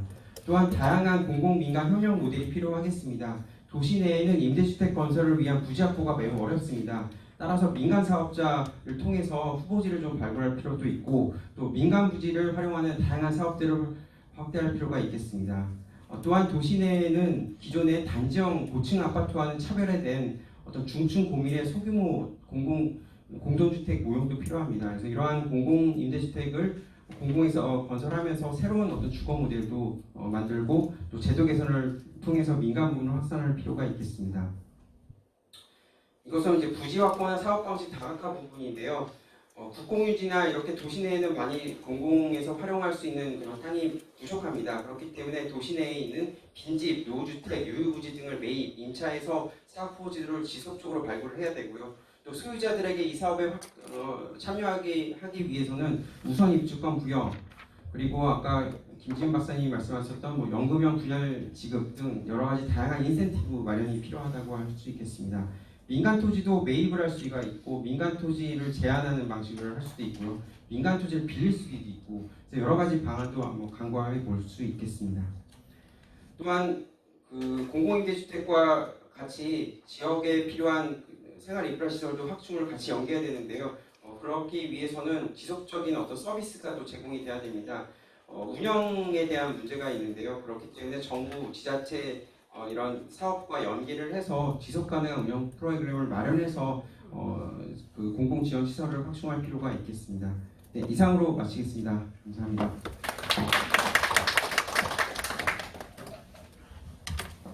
네, 고맙습니다. 우리 토론 해주실 분들하고 함께 같이 시간 두분 잘 좀 함께 해주시기 바랍니다. 오신 분 계십니까? 행정 안 계시고요. 그 다음에 공기업에서 오신 분도 안 계시고요. 그다음에 학계 연구계에서 오신 분도 안 계시고요. 그러면 도시재생이나 사회적 경제와 주거복지 같은 중간 지원 조직에서 오신 분들 한 8분쯤 되신 것 같습니다. 그 다음에 말관리협동조합과 같은 사회적 경제 주체분들 계시고 시민사회단체에서 오신 분들 계시고 저희가 이제 주거복지 컨퍼런스인데 통상 이른바 협치형 모델을 고민하고 있습니다. 대략 협치에 있어서의 크게 5가지 주체 가운데 그래도 가장 재정과 공권력을 활용하시는 행정과 공기업에서 나누셨으니까 우리 토론하시는 분들 그분들에 대한 이야기보다는 아마도 함께 하고 계시는 중간지원 조직과 사회적 경제 주체, 시민사회단체 이분들이 함께 가고 계시니까 그분들에 대한 이야기를 좀 해주시면 좋겠습니다. 우선 토론해드리기 앞서 토론자분들을 소개해드리도록 하겠습니다. 제 왼쪽에서부터 저희가 토론자가 이제 행정, 그 다음에 공공기관, 중간지원조직, 그다음 학계 이렇게 부탁드리겠습니다. 우리 한국감정원의 김용진 부장님 모셨습니다. 고맙습니다. 그다음에 이제 행정에서는 우리 대전시의 김준열 주택정책과장님 모셨습니다. 네, 우리 학계를 대표해서 한박대학교의 우리 박창도 교수님 모셨습니다. 그리고 중간지원 조직을 대표해서 우리 정태일 대전시 대생지원 센터장님 오셨습니다. 송구스럽지만 한 딱 7분씩 토론 좀 부탁드리겠습니다. 우선은 제일 왼쪽에 계신 우리 감정원의 김용준 부장님 토론 부탁드리겠습니다.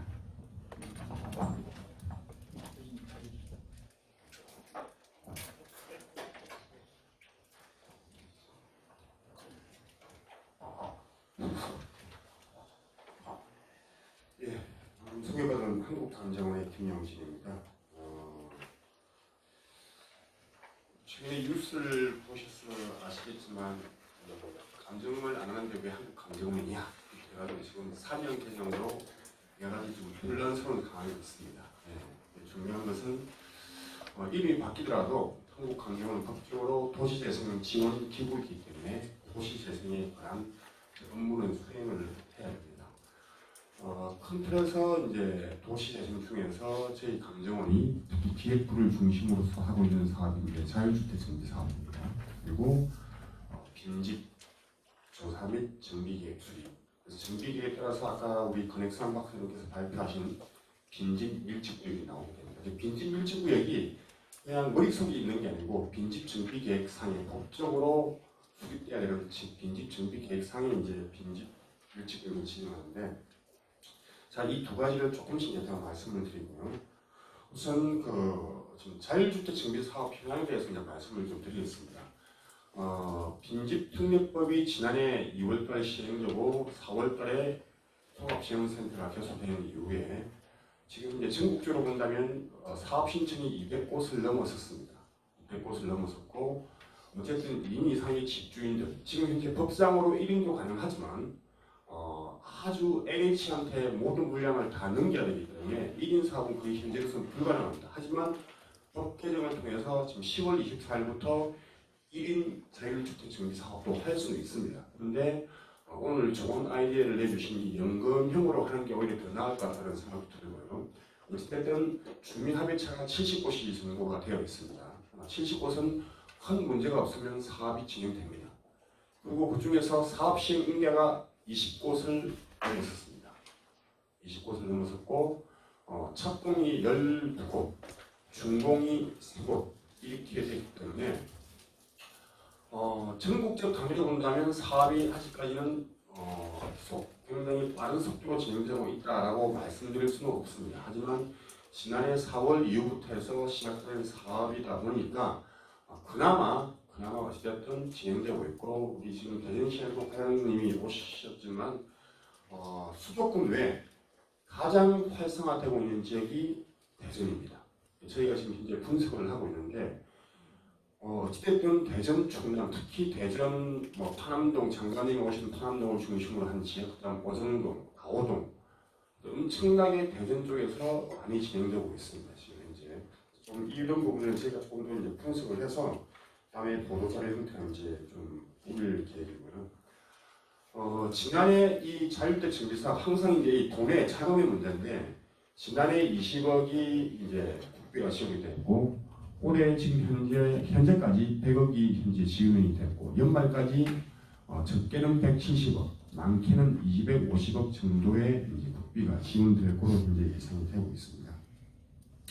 그런데 지금 이 연금형도 풀어야 될 문제가 많지만 지금 현재 소규모 주택 정비법 자체에 대해서 굉장히 많은 이 사업을 하는 데 있어 가지고 적게는 문제점이 발견이 되고 있습니다. 그래서 저희 한국감정원이 지금 국내 최고의 로펌인 김현장 법률사무소와 지금 빈집 및 소규모 주택 정비사업 특례법 전면 개정을 안을 지금 현재 별도의 운용을 하고 있습니다. 예를 들면 자율주택 정비 사업 취지가 노후 주거지에 있는 고령자들한테 조금 더 좋은 주거지를 제공한다는 측면인데 그냥 세금이 더 나와요. 일반 그 정비 사업보다.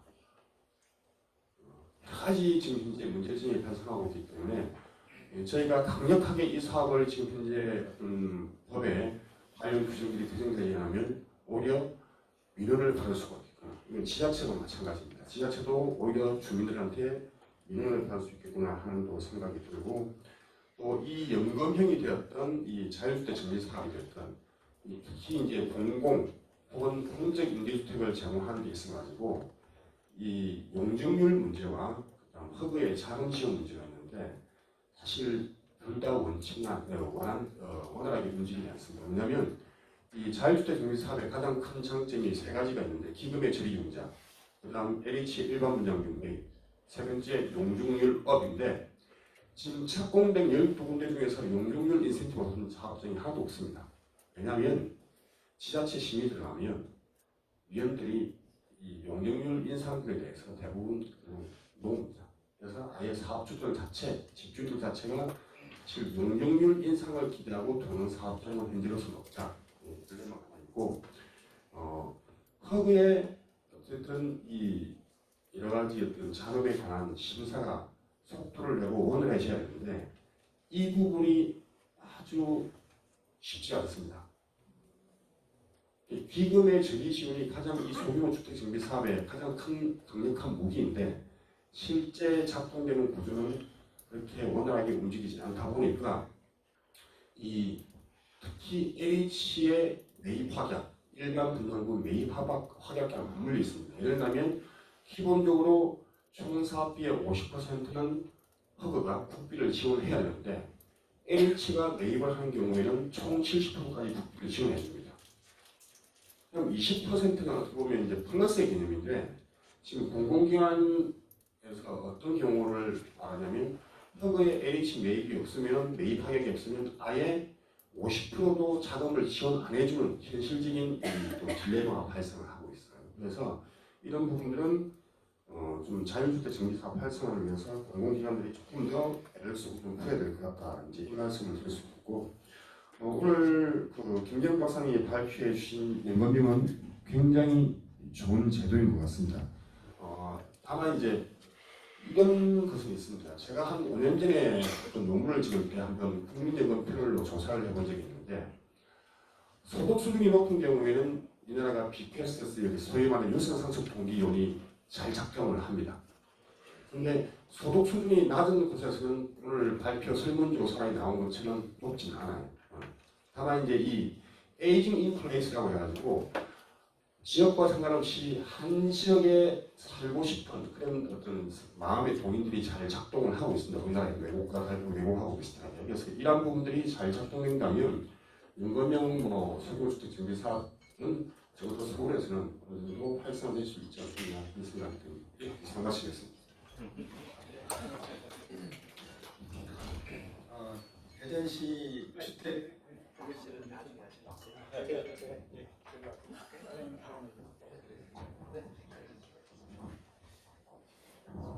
두 번째는 학예공별에서 우리 박준도 교수님께서 아마도 정책 제도 부분에 대한 말씀을 좀 해주시는 게 싶습니다. 그럼 부탁드리겠습니다.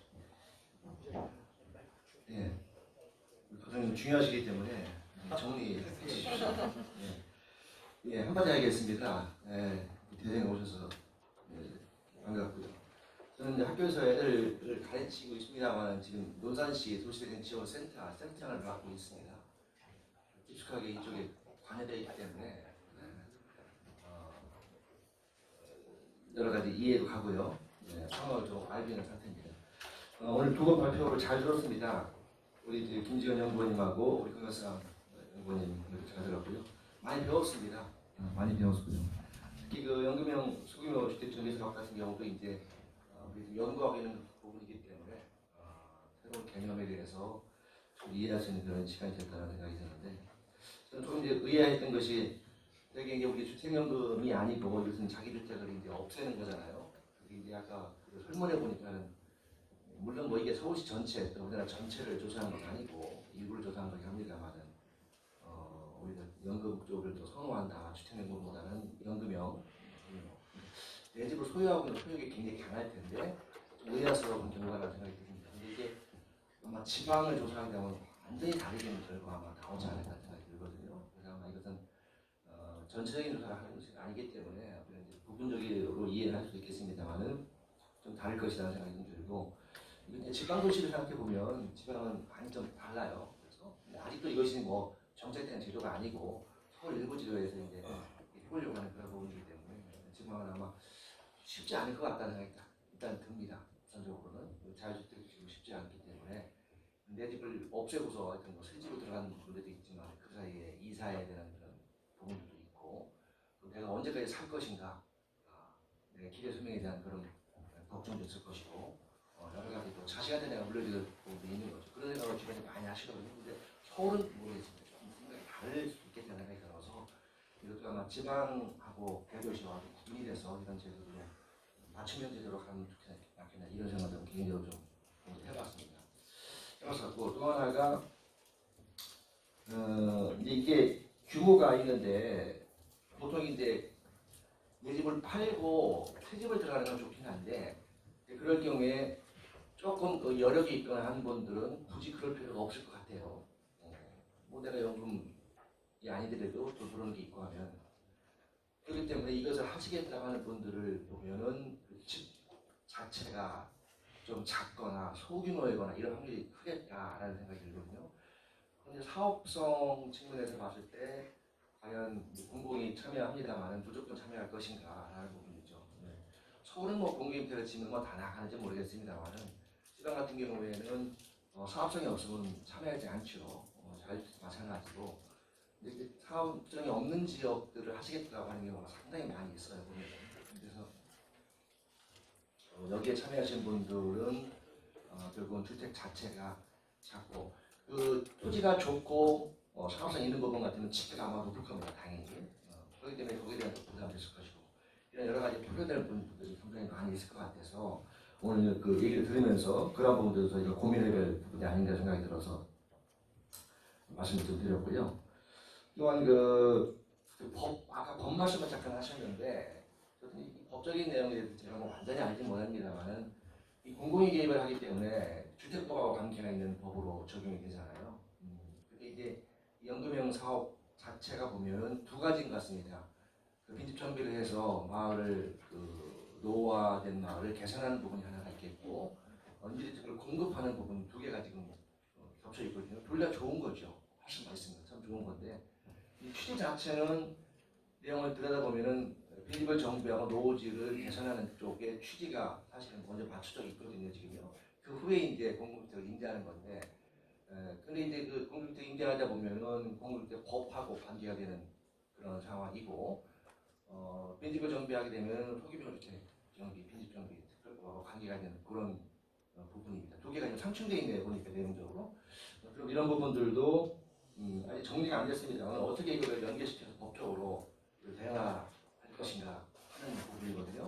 근데 아까 공공이 관여하기 때문에 공급주택 특별법으로 들어간 말씀하셔가지고 취지하고 조금 좀 다르다기보다는 두 개가 양립되어 있습니다. 근데 그런 부분에 대해서 향후에 이거 정착되기 위해서는 그런 부분들이 분명히 고민돼서 결정이 되겠다는 생각이 들어서 그 말씀을 좀 드리는 것이고요. 결국은 그 지방도시 같은 경우에는 집가는 낮습니다. 서울에 비하면 뭐 비교할 수 없긴 하죠. 근데 사업성도 낮아요.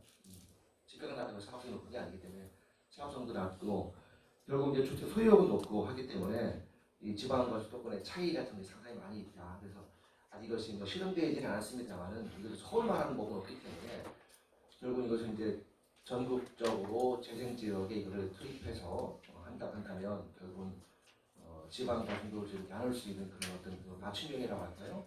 그런 부분들 100% 맞춘다는 것은 사실 불가능합니다. 저도 알지만 그런 부분에 대한 연구가 분명히 있어야 한쪽에 치우치지 않은 그런 연구명 개발사가 되지 않을까 생각이 들어서 그런 고민을 좀 제가 개인적으로 해봤습니다. 해봤었고, 우리 권영삼 의원님 말씀하신 부분은 제가 이제 잘 들었습니다. 오늘 공부를 많이 했습니다. 저렇게 많구나. 저거 다 누가 알지? 저거 다 알아. 누가 알지 저거를? 저도 애들한테 학생들 때 가르칩니다만은 저도 정확히 모르겠어요. 하도 많아가지고. 근데 아마 담당하시는 곳에서는 잘 아시겠죠. 근데 이건 가장 많이 알아야 할 부분들이 결국 지자체에 행정하실 분들이 많이 아셔야 되잖아요. 저도 이제 지자체하고 관계가 많이 합니다만 잘 모르실 수 있죠. 모르실 수 있고 그분들이 아신다 하더라도 이것을 적극적으로 나서서 우리 지역에 필요한 사업이 무엇이라는 것을 고민하셔야 돼요. 근데 그런 고민하기가 우리 과장님도 계시지만 쉽지 않거든요. 그래서 재생센터가 있고 전문가들이 있는 거긴 한데 거기도 마찬가지입니다. 거기도 마찬가지고 이렇게 많은 곳인데 과연 우리 지역에 좋은 곳이 뭐냐를 찾기가 너무 어려울 것 같아요. 이 부분들이. 그래서 이제 홍보하시고 교육하시고 많이 하는데 굉장히 중요한 부분이라고 생각이 들고요. 조금 더 기대 20초. 지금 특별법이 개정이 좀 됐죠. 10월 28일부터 이제 시행이 되는데 거기에 이제 그 인정지구라는 것이 있는 거 여러분들 아실 겁니다. 그래서 도시재생 활성화 구역 이외에도 사업할 수 있게 됐죠. 11월 말부터. 그래서 이외 지역인데 활성화 지역 만들어서 하려면 언제 합니까? 1년이나 시간 갈 거 아니에요. 투입하고 승인받고 바로 스포트를 해가지고 전적으로 할 수 있고 그 지역을 충분히 할 수 있기 때문에 그것이 주거 낙후된 주거 지역의 정비가 가장 초점입니다. 이것과 연계되는 그런 사업들이 이제 중요하다는 생각이 들어서 그런 말씀 드리겠습니다. 예, 감사합니다. 예. 음악이 울리고 난리 났습니다. 아유, 숭고합니다. 시간 좀 많이 드리는데 저희 아까 앉아 계신 분들이 행정이 좀 많이 안 와서 오늘은 대부분의 행정이 마지막 토론을 맡게 되는데 우리 행정 토론을 좀 듣고 마지막에 중간 지원 조직 의견을 보도록 하겠습니다. 우리 과장님 좀 부탁드리겠습니다. 대전시에서 그 주택정책 행정을 총괄 담당하는 김준현입니다.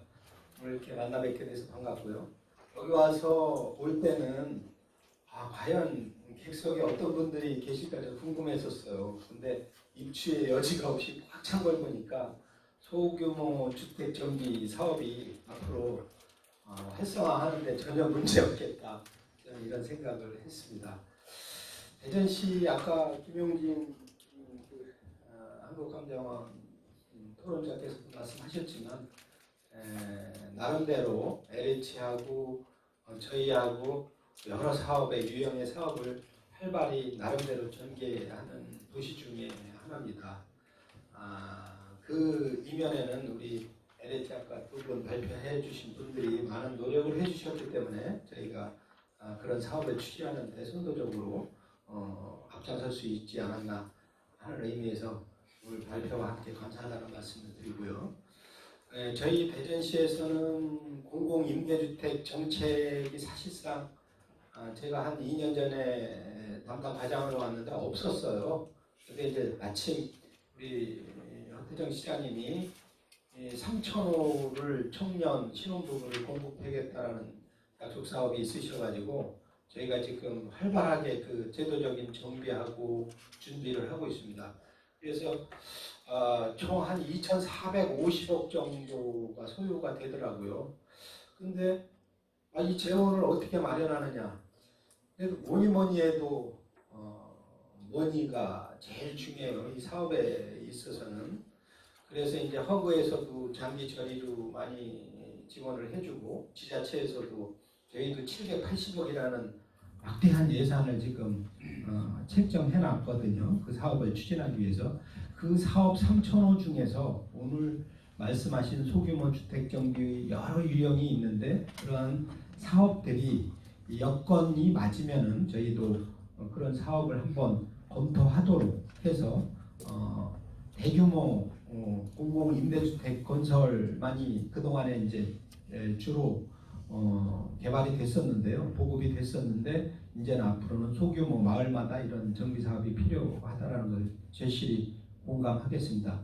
그러다 보니까 이제 소규모로 하다 보니까 사업성이 부족한 경우가 있거든요. 그러면 행재정 지원을 해줘야 됩니다. 그래서 행재정 지원은 재정 지원 같은 경우는 국토부하고 저희 지자체에서 지원을 해주는 그런 그 780억 중에서도 필요하다면 그 비용이 여건이 성숙된 사업 가능한 곳에서는 지원하는 방향도 저희도 검토를 해보겠다는 말씀을 드리고, 아울러서 지금 이제 청년 신혼부부를 저희가 이제 타겟으로 해서 공급을 해왔지만 고령자도 문제입니다. 그래서 고령자는 아까 말씀하셨듯이 연금형 소규모 주택정비 사업이 아주 제격이라고 생각합니다. 그래서 그거는 앞으로 제도가 잘 정비가 되면 젠트리피케이션도 막을 수 있고 여러 측면에서 그 동네에서 공동체 이사 안 가고 있으면서 커뮤니티를 구성하면서 오래 그 지역에서 살 수 있도록 하는 아주 좋은 제도라고 생각해서 저희도 적극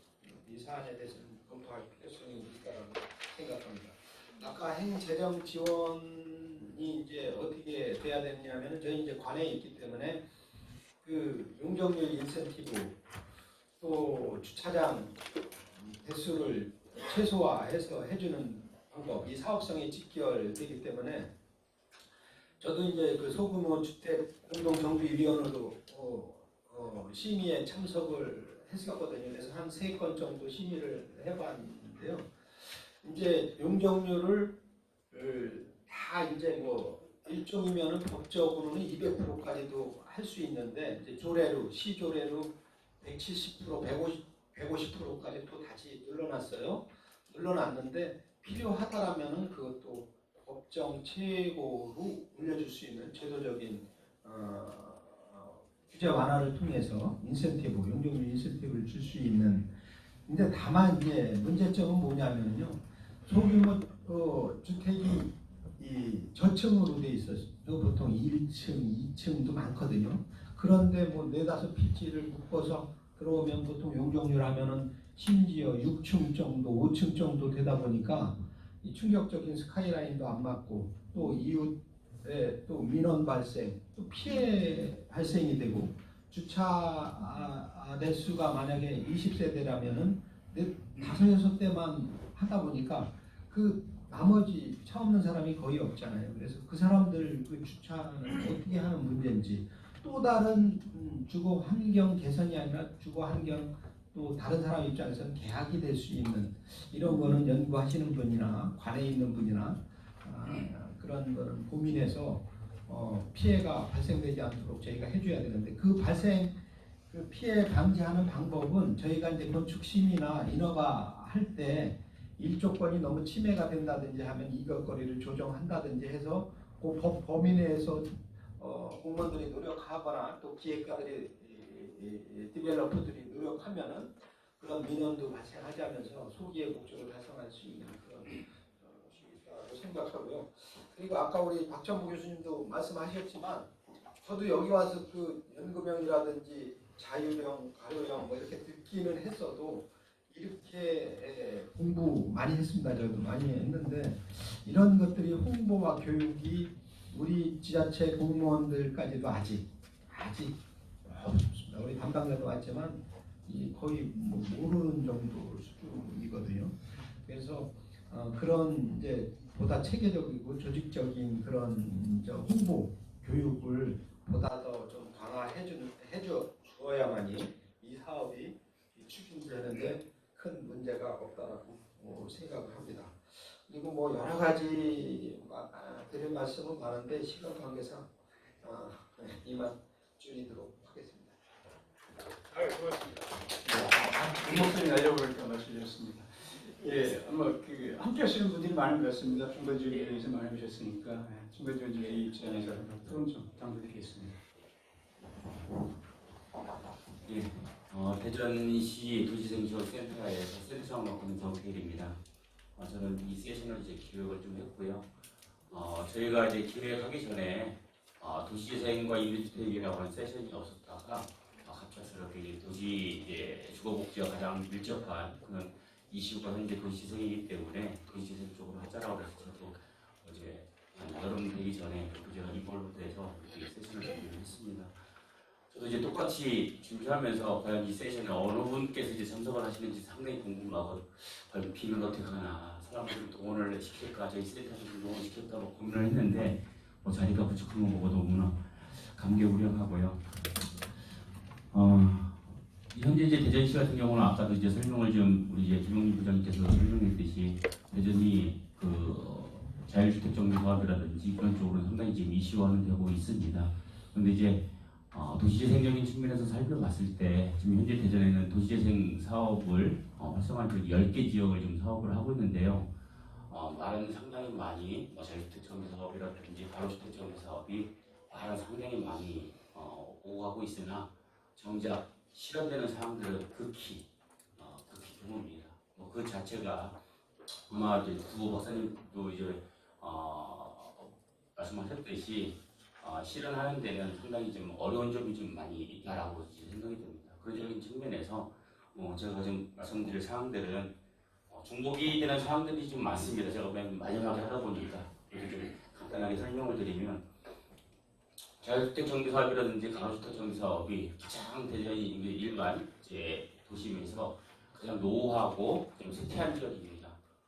도시계획상 용어로는 제1종 일반 주거 지역에 하다 보니까 대전 같은 경우는 용적률이 150%고요.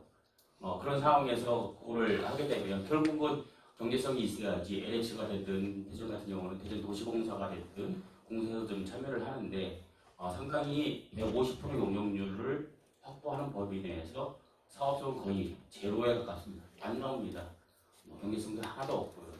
그렇기 때문에 현장에 가서 지금 이야기를 나눠보면 주거복지적인 측면에서 임대주택을 좀 넣어야 되는데 적어도 7층, 5층 이상은 좀 올려야 되는데 5층 이상을 좀 못 넣는 그런 환경이 됩니다. 그래서 지금 그 빈집 특례법에 의해서 용적률 완화도 있고 막 다 하지만 결국은 기본적인 용적률이 좀 올라가야 됩니다. 용적률이라고 하는 그 완화되는 것은 대부분 공공시설이라든지 정비기반시설 이런적인 측면이 넣었을 때 용적률을 인센티브 주는 거지 일반 주거에 대한 인센티브는 없습니다. 그러다 보니까 이제 과연 용적률을 아까 심의하는 과정에서 다 잘린다고 그러는데 심의 거치지 않고 아니 용도 지역을 상향할 수 있는 그런 방도가 좀 고민이 좀 돼야 되지 않느냐. 그래서 저희들한테 고민이 제1종 일반 주거 지역을 제2종 또는 2종 이상으로 올렸으면 좋겠다 하고 요청이 많이 들어옵니다. 저희 법을 따라서 할 수 없기 때문에 그런 법제도에 대한 이제 개선이 좀 필요하지 않은가 이렇게 좀 생각이 들고요. 두 번째는 지금 그 자유주택이나 가로주택 정비 사업이라든지 소규모 주택 정비 사업 그 입지에 있는 분들은 우리 연구에서 나왔듯이 거의 다 70대, 80대 그런 분들께서 이런 전문적인 용어를 아실 수도 없고요. 가슴 떨려가지고 또 이런 사업 걸릴 수도 없습니다. 결국은 자식들이 지금 해야 될 사항들이고 근데 자식들도 먹고 살기에 아프기 때문에 이러한 교육 홍보를 못 받습니다. 그래서 저희들도 지금 계속 지역을 찾아다니면서 한 달에 몇 차례씩 계속 간담회라든지 설명을 좀 하고는 있어도 그러한 교육 홍보 상당히 중요하고요. 그리고 우리 이제 김준열 과장님 말씀하셨듯이 가장 중요한 공무원 교육이 좀 필요하다고 좀 보여집니다. 이 자리에 비로소 모든 전국에 있는 행정기관 중에서 공무원분들에 대한 이러한 교육들이 LH라든지 그다음에 한국감정 또는 중앙조직에서 좀 교육을 통해서 공무원분들도 좀 알고 계셔야지 이러한 사업들이 적극적으로 이루어지지 않는가 좀 싶고요. 또 이제 저희들이 이제 중앙조직으로서 지역 주민들하고 이야기를 나눠보면 도시생하는 지역들의 땅값이 상당히 많이 큰 폭으로 올라갑니다. 그러다 보니까 결국은 그 수혜자가 지역 주민이 돼야 되는데도 불구하고 집장사들, 땅장사들이 오히려 하고 떠나는 그리고 특히 이제 받아놓고 주택도시기금을 저리로 받고 사업을 하고도 빠지는 이런 사람들이 상당히 많이 생기고 있어요. 그래서 그런 분들에 대한 그런 사람들을 어떻게 골라내는지 그거는 제가 봐서는 지역 공동체라든지 지역 주민들의 감시 역할이 좀 필요하지 않을까 이렇게 좀 싶습니다. 마지막으로 이러한 주택정비 사업을 하다 보면 전부 다 소규모로 좀 들어갑니다. 저희들이 이제 과거에 재개발자만 주기 있다가 거기에 대한 맹점이 뭐냐면 도시기반시설에 대한 확보가 상당히 어렵기 때문에 서울에서 말하는 뉴타운 또는 도시재생 촉진 사업들을 크게 좀 해왔습니다. 근데 거기 나름대로 또 단점이 좀 생겼는데 이 사업도 마찬가지일 것 같아요. 방금 이제 김정관 형님께서 말씀하셨듯이 소규모 재생 사업을 하다 보면 결국은 그 지역의 주차장 또는 공원녹지에 대한 확보비율이 상당히 떨어집니다.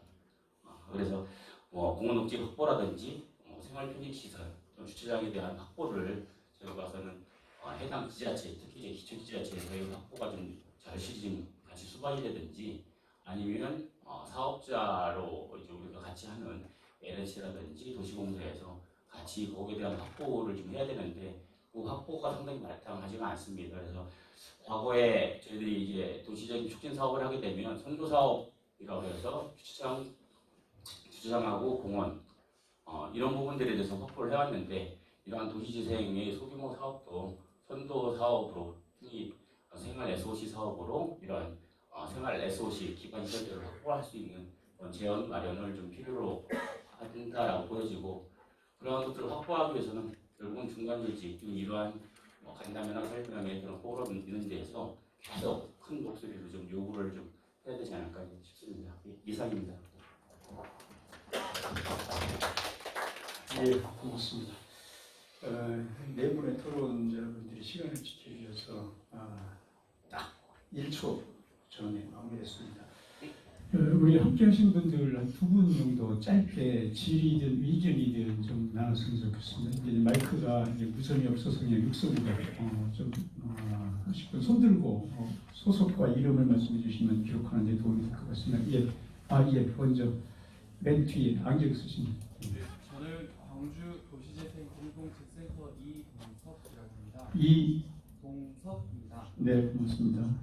네, 저는 사실 오늘 이번 세션에서 조금 기대했던 내용 중에 하나는 이제 도시 저층 주거지 조금 전 개선을 통해서 임대주택을 공급하는 내용보다는 이제 기존에 있는 영구임대 아파트에 노후된 입주민들의 주거 복지를 위한 도시재생 사업 연계할 수 있는 방안은 없을까에 대해서 조금 힌트를 얻을 수 있지 않을까 해서 좀 참여를 했는데요. 그 가장 적합한 광주에서는 지금 시범적으로 1,500세대에 되는 영구임대 아파트에 156세대의 빈집이 지금 발생해서 이와 관련된 도시재생 사업을 연계해 보려고 지금 시범적으로 소규모 재생 사업, 금특법에 근거한 소규모 재생 사업을 일단 신청했는데 기존에 이제 유리 사업이나 이제 5가지 유형에도 포함이 안 되고 영구임대 아파트를 짓는 도시재생 사업은 있지만 영구임대 아파트를 노후된 영구임대 아파트를 뭐 부수거나 혹은 아니면 이것을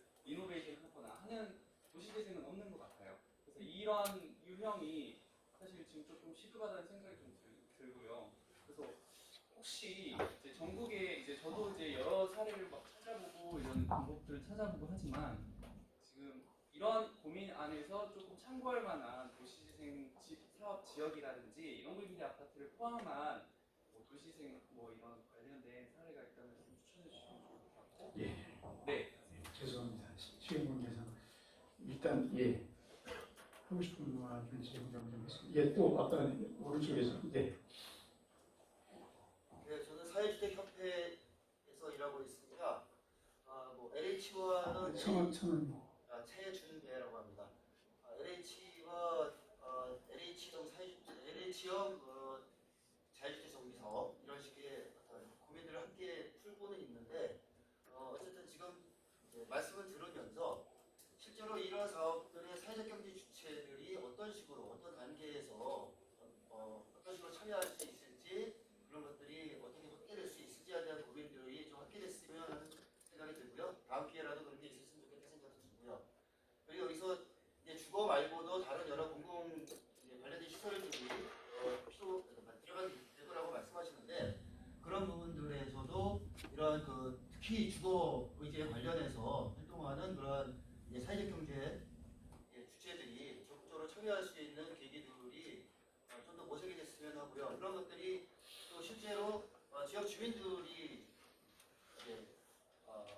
그들의 의견들을 모아내고 그들이 좋은 결정을 할 수 있도록 지원하는 역할들을 하잖아요.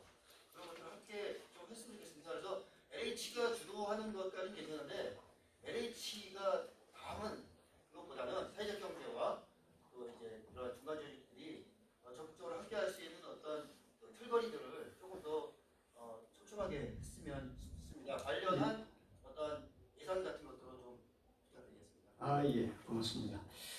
두 분이 또 당부와 제안 좀 드리겠습니다. 우리 두 발제자분들 혹시 더 하실 말씀 있으면 1분씩 좀 시간 좀 드리겠습니다. 육성으로.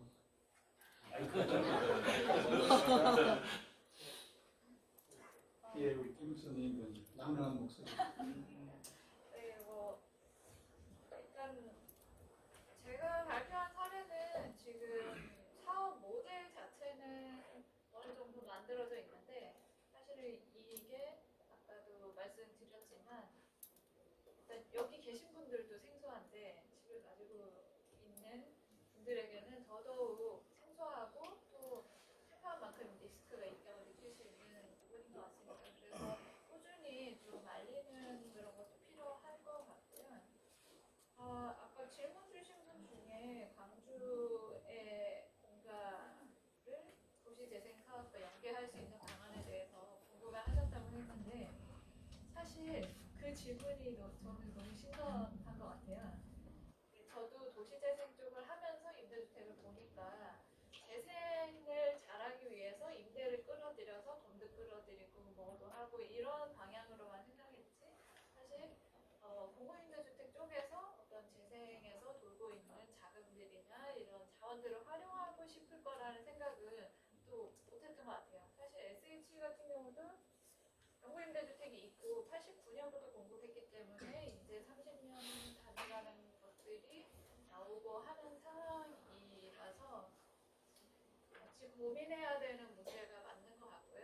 근데 대신에 이게 아직까지 제가 알기로 우리나라에서 모르겠으니까 LH에서는 사례가 있는지 모르겠는데 SH에서는 이거를 대대적으로 뭐 리노베이션을 한다든지 재건축을 한다든지 하는 사례가 없었고 재생하고의 연계는 생각해본 적도 없는데 오늘 좀 그런 의견을 주셔서 답을 드릴 수는 없지만 저희가 고민을 해볼 필요가 있는 문제다라는 문제의식을 갖게 된 것 같아서 답 대신 감사하다는 말씀을 드리겠습니다. 그래, 고맙습니다. 우리 권 박사님 1분 2분 짧게.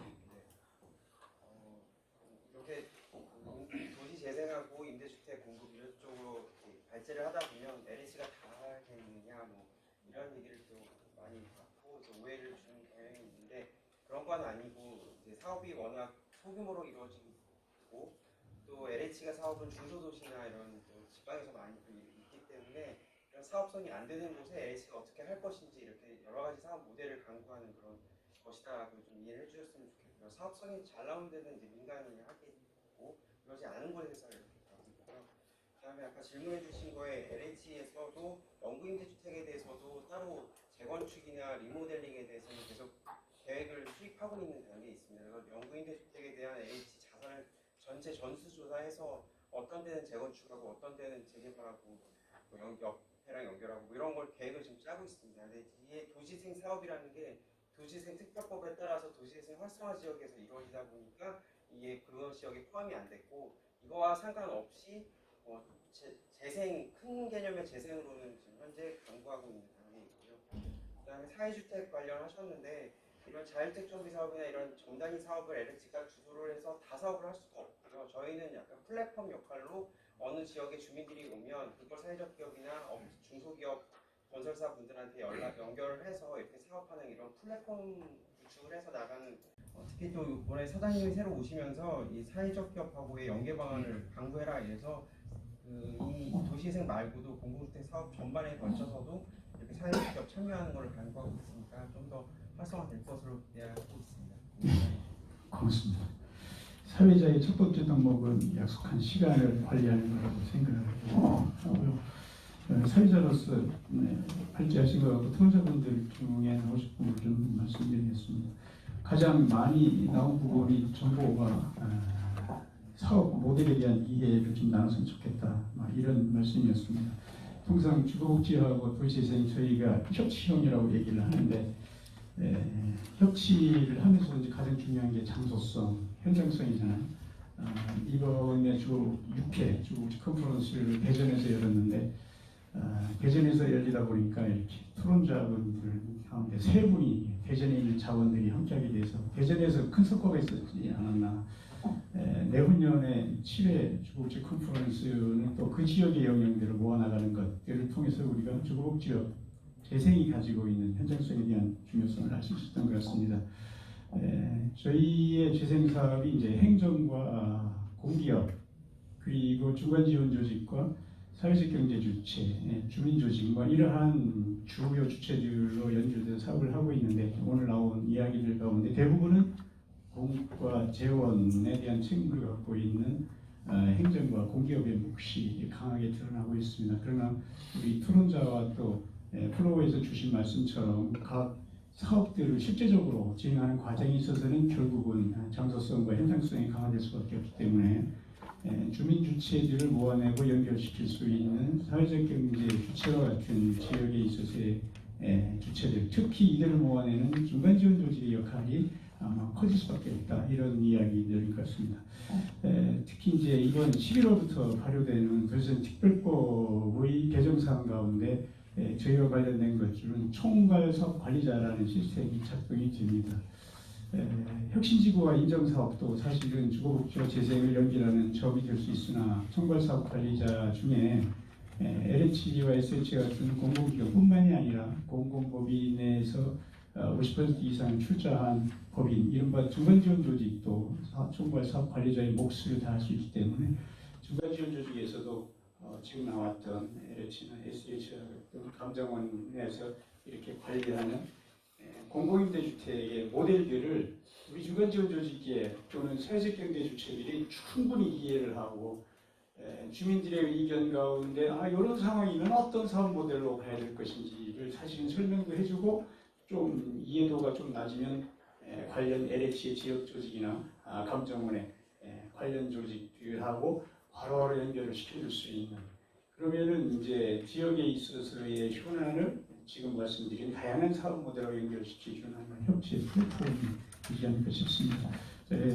긴 시간 동안 저희 세션 도시재생과 주거복지, 또 주거복지와 도시재생에 대한 논의구조를 함께 해주신 우리 두 분의 발제자, 또 네 분의 토론자, 그리고 무엇보다도 귀한 시간을 내주셔서 자리에 함께 해주신 우리 정중들에게 감사의 말씀드립니다. 네, 고맙습니다.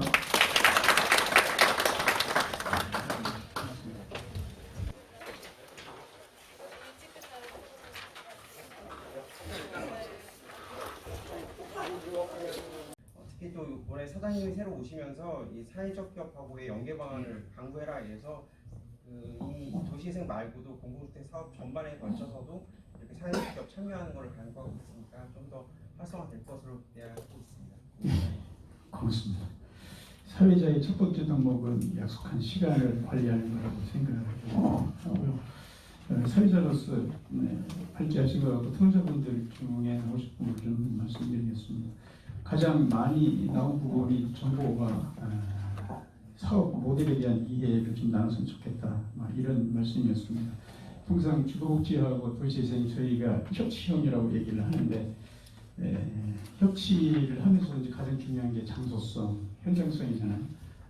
이번에 주 6회 주거복지 컨퍼런스를 대전에서 열었는데 대전에서 열리다 보니까 이렇게 토론자분들 가운데 세 분이 대전에 있는 자원들이 함께하게 돼서 대전에서 큰 성과가 있었지 않았나.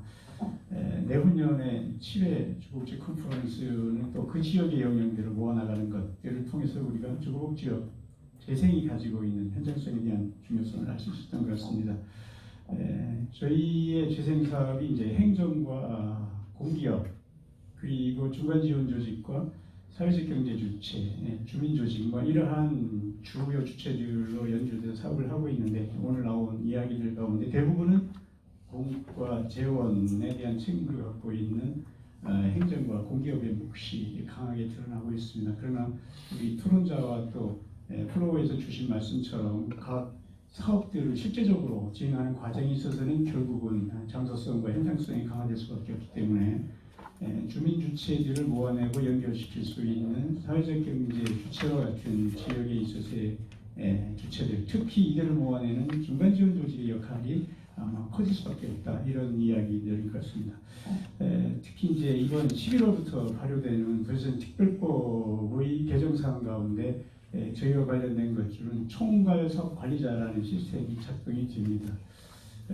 혁신지구와 인정사업도 사실은 주거복지와 재생을 연결하는 사업이 될 수 있으나 총괄 사업 관리자 중에 LH와 SH 같은 공공기관뿐만이 아니라 공공법인 내에서 50% 이상 출자한 법인, 이른바 중간지원 조직도 총괄 사업 관리자의 몫을 다할 수 있기 때문에 중간지원 조직에서도 지금 나왔던 LH나 SH나 또는 감정원에서 이렇게 관리하는 공공임대주택의 모델들을 우리 중간지원 조직에 또는 사회적 경제 주체들이 충분히 이해를 하고 주민들의 의견 가운데 이런 상황이면 어떤 사업 모델로 가야 될 것인지를 사실은 설명도 해주고 좀 이해도가 좀 낮으면 관련 LH의 지역 조직이나 감정원의 관련 조직들하고 바로 연결을 시켜줄 수 있는, 그러면은 이제 지역에 있어서의 현안을 지금 말씀드린 다양한 사업 모델로 연결시켜주는 협치의 플랫폼이 되지 않을까 싶습니다.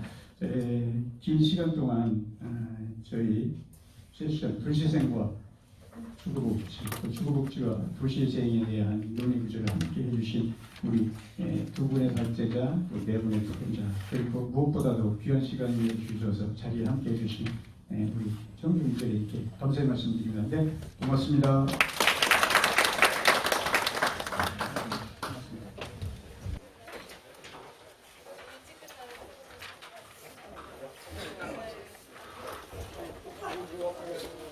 특히 또 이번에 사장님이 새로 오시면서 이 사회적 기업하고의 연계 방안을 강구해라 이래서 이 도시재생 말고도 공공주택 사업 전반에 걸쳐서도 이렇게 사회적 기업 참여하는 것을 강구하고 있으니까 좀 더 활성화될 것으로 기대하고 있습니다. 고맙습니다. 사회자의 첫 번째 덕목은 약속한 시간을 관리하는 거라고 생각하고요. 사회자로서 발제하신 것 같고 토론자분들 중에 하고 싶은 걸 좀 말씀드리겠습니다. 가장 많이 나온 부분이 정보가 사업 모델에 대한 이해를 좀 나눴으면 좋겠다, 이런 말씀이었습니다. 통상 주거복지하고 도시재생 저희가 협치형이라고 얘기를 하는데 협치를 하면서 이제 가장 중요한 게 장소성, 현장성이잖아요. 이번에 주 6회 주거복지 컨퍼런스를 대전에서 열었는데 대전에서 열리다 보니까 이렇게 토론자분들 가운데 세 분이 대전에 있는 자원들이 함께하게 돼서 대전에서 큰 성과가 있었지 않았나. 내후년에 7회 주거복지 컨퍼런스는 또 그 지역의 영역들을 모아나가는 것들을 통해서 우리가 주거복지업 재생이 가지고 있는 현장성에 대한 중요성을 알 수 있었던 것 같습니다. 저희의 재생 사업이 이제 행정과 공기업 그리고 중간지원 조직과 사회적 경제 주체, 주민 조직 이러한 주요 주체들로 연결된 사업을 하고 있는데 오늘 나온 이야기들 가운데 대부분은 공과 재원에 대한 책임을 갖고 있는 행정과 공기업의 몫이 강하게 드러나고 있습니다. 그러나 우리 토론자와 또 플로우에서 주신 말씀처럼 각 사업들을 실제적으로 진행하는 과정에 있어서는 결국은 장소성과 현장성이 강화될 수밖에 없기 때문에 주민 주체들을 모아내고 연결시킬 수 있는 사회적 경제 주체와 같은 지역에 있어서의 주체들, 특히 이들을 모아내는 중간지원 조직의 역할이 아마 커질 수밖에 없다, 이런 이야기들 같습니다. 특히 이제 이번 11월부터 발효되는 도시재생 특별법의 개정사항 가운데 저희와 관련된 것들은 총괄 사업 관리자라는 시스템이 작동이 됩니다. 혁신지구와 인정사업도 사실은 주거복지와 재생을 연결하는 점이 될 수 있으나 총괄 사업 관리자 중에 LH와 SH 같은 공공기업뿐만이 아니라 공공법인에서 50% 이상 출자한 법인, 이른바 중간지원 조직도 총괄 사업 관리자의 몫을 다할 수 있기 때문에 중간지원 조직에서도 지금 나왔던 LH나 SH 또는 감정원에서 이렇게 관리하는 공공임대주택의 모델들을 우리 중간지원 조직에 또는 사회적 경제 주체들이 충분히 이해를 하고 주민들의 의견 가운데 이런 상황이면 어떤 사업 모델로 가야 될 것인지를 사실은 설명도 해주고 좀 이해도가 좀 낮으면 관련 LH의 지역 조직이나 감정원의 관련 조직들하고 바로 연결을 시켜줄 수 있는, 그러면은 이제 지역에 있어서의 현안을 지금 말씀드린 다양한 사업 모델로 연결시켜주는 협치의 플랫폼이 되지 않을까 싶습니다. 긴 시간 동안 저희 세션 도시재생과 주거복지와 도시재생에 대한 논의 구조를 함께 해주신 우리 두 분의 발제자, 또 네 분의 토론자, 그리고 무엇보다도 귀한 시간을 주셔서 자리에 함께 해주신 우리 정규 의결에 이렇게 감사의 말씀드리는데 고맙습니다.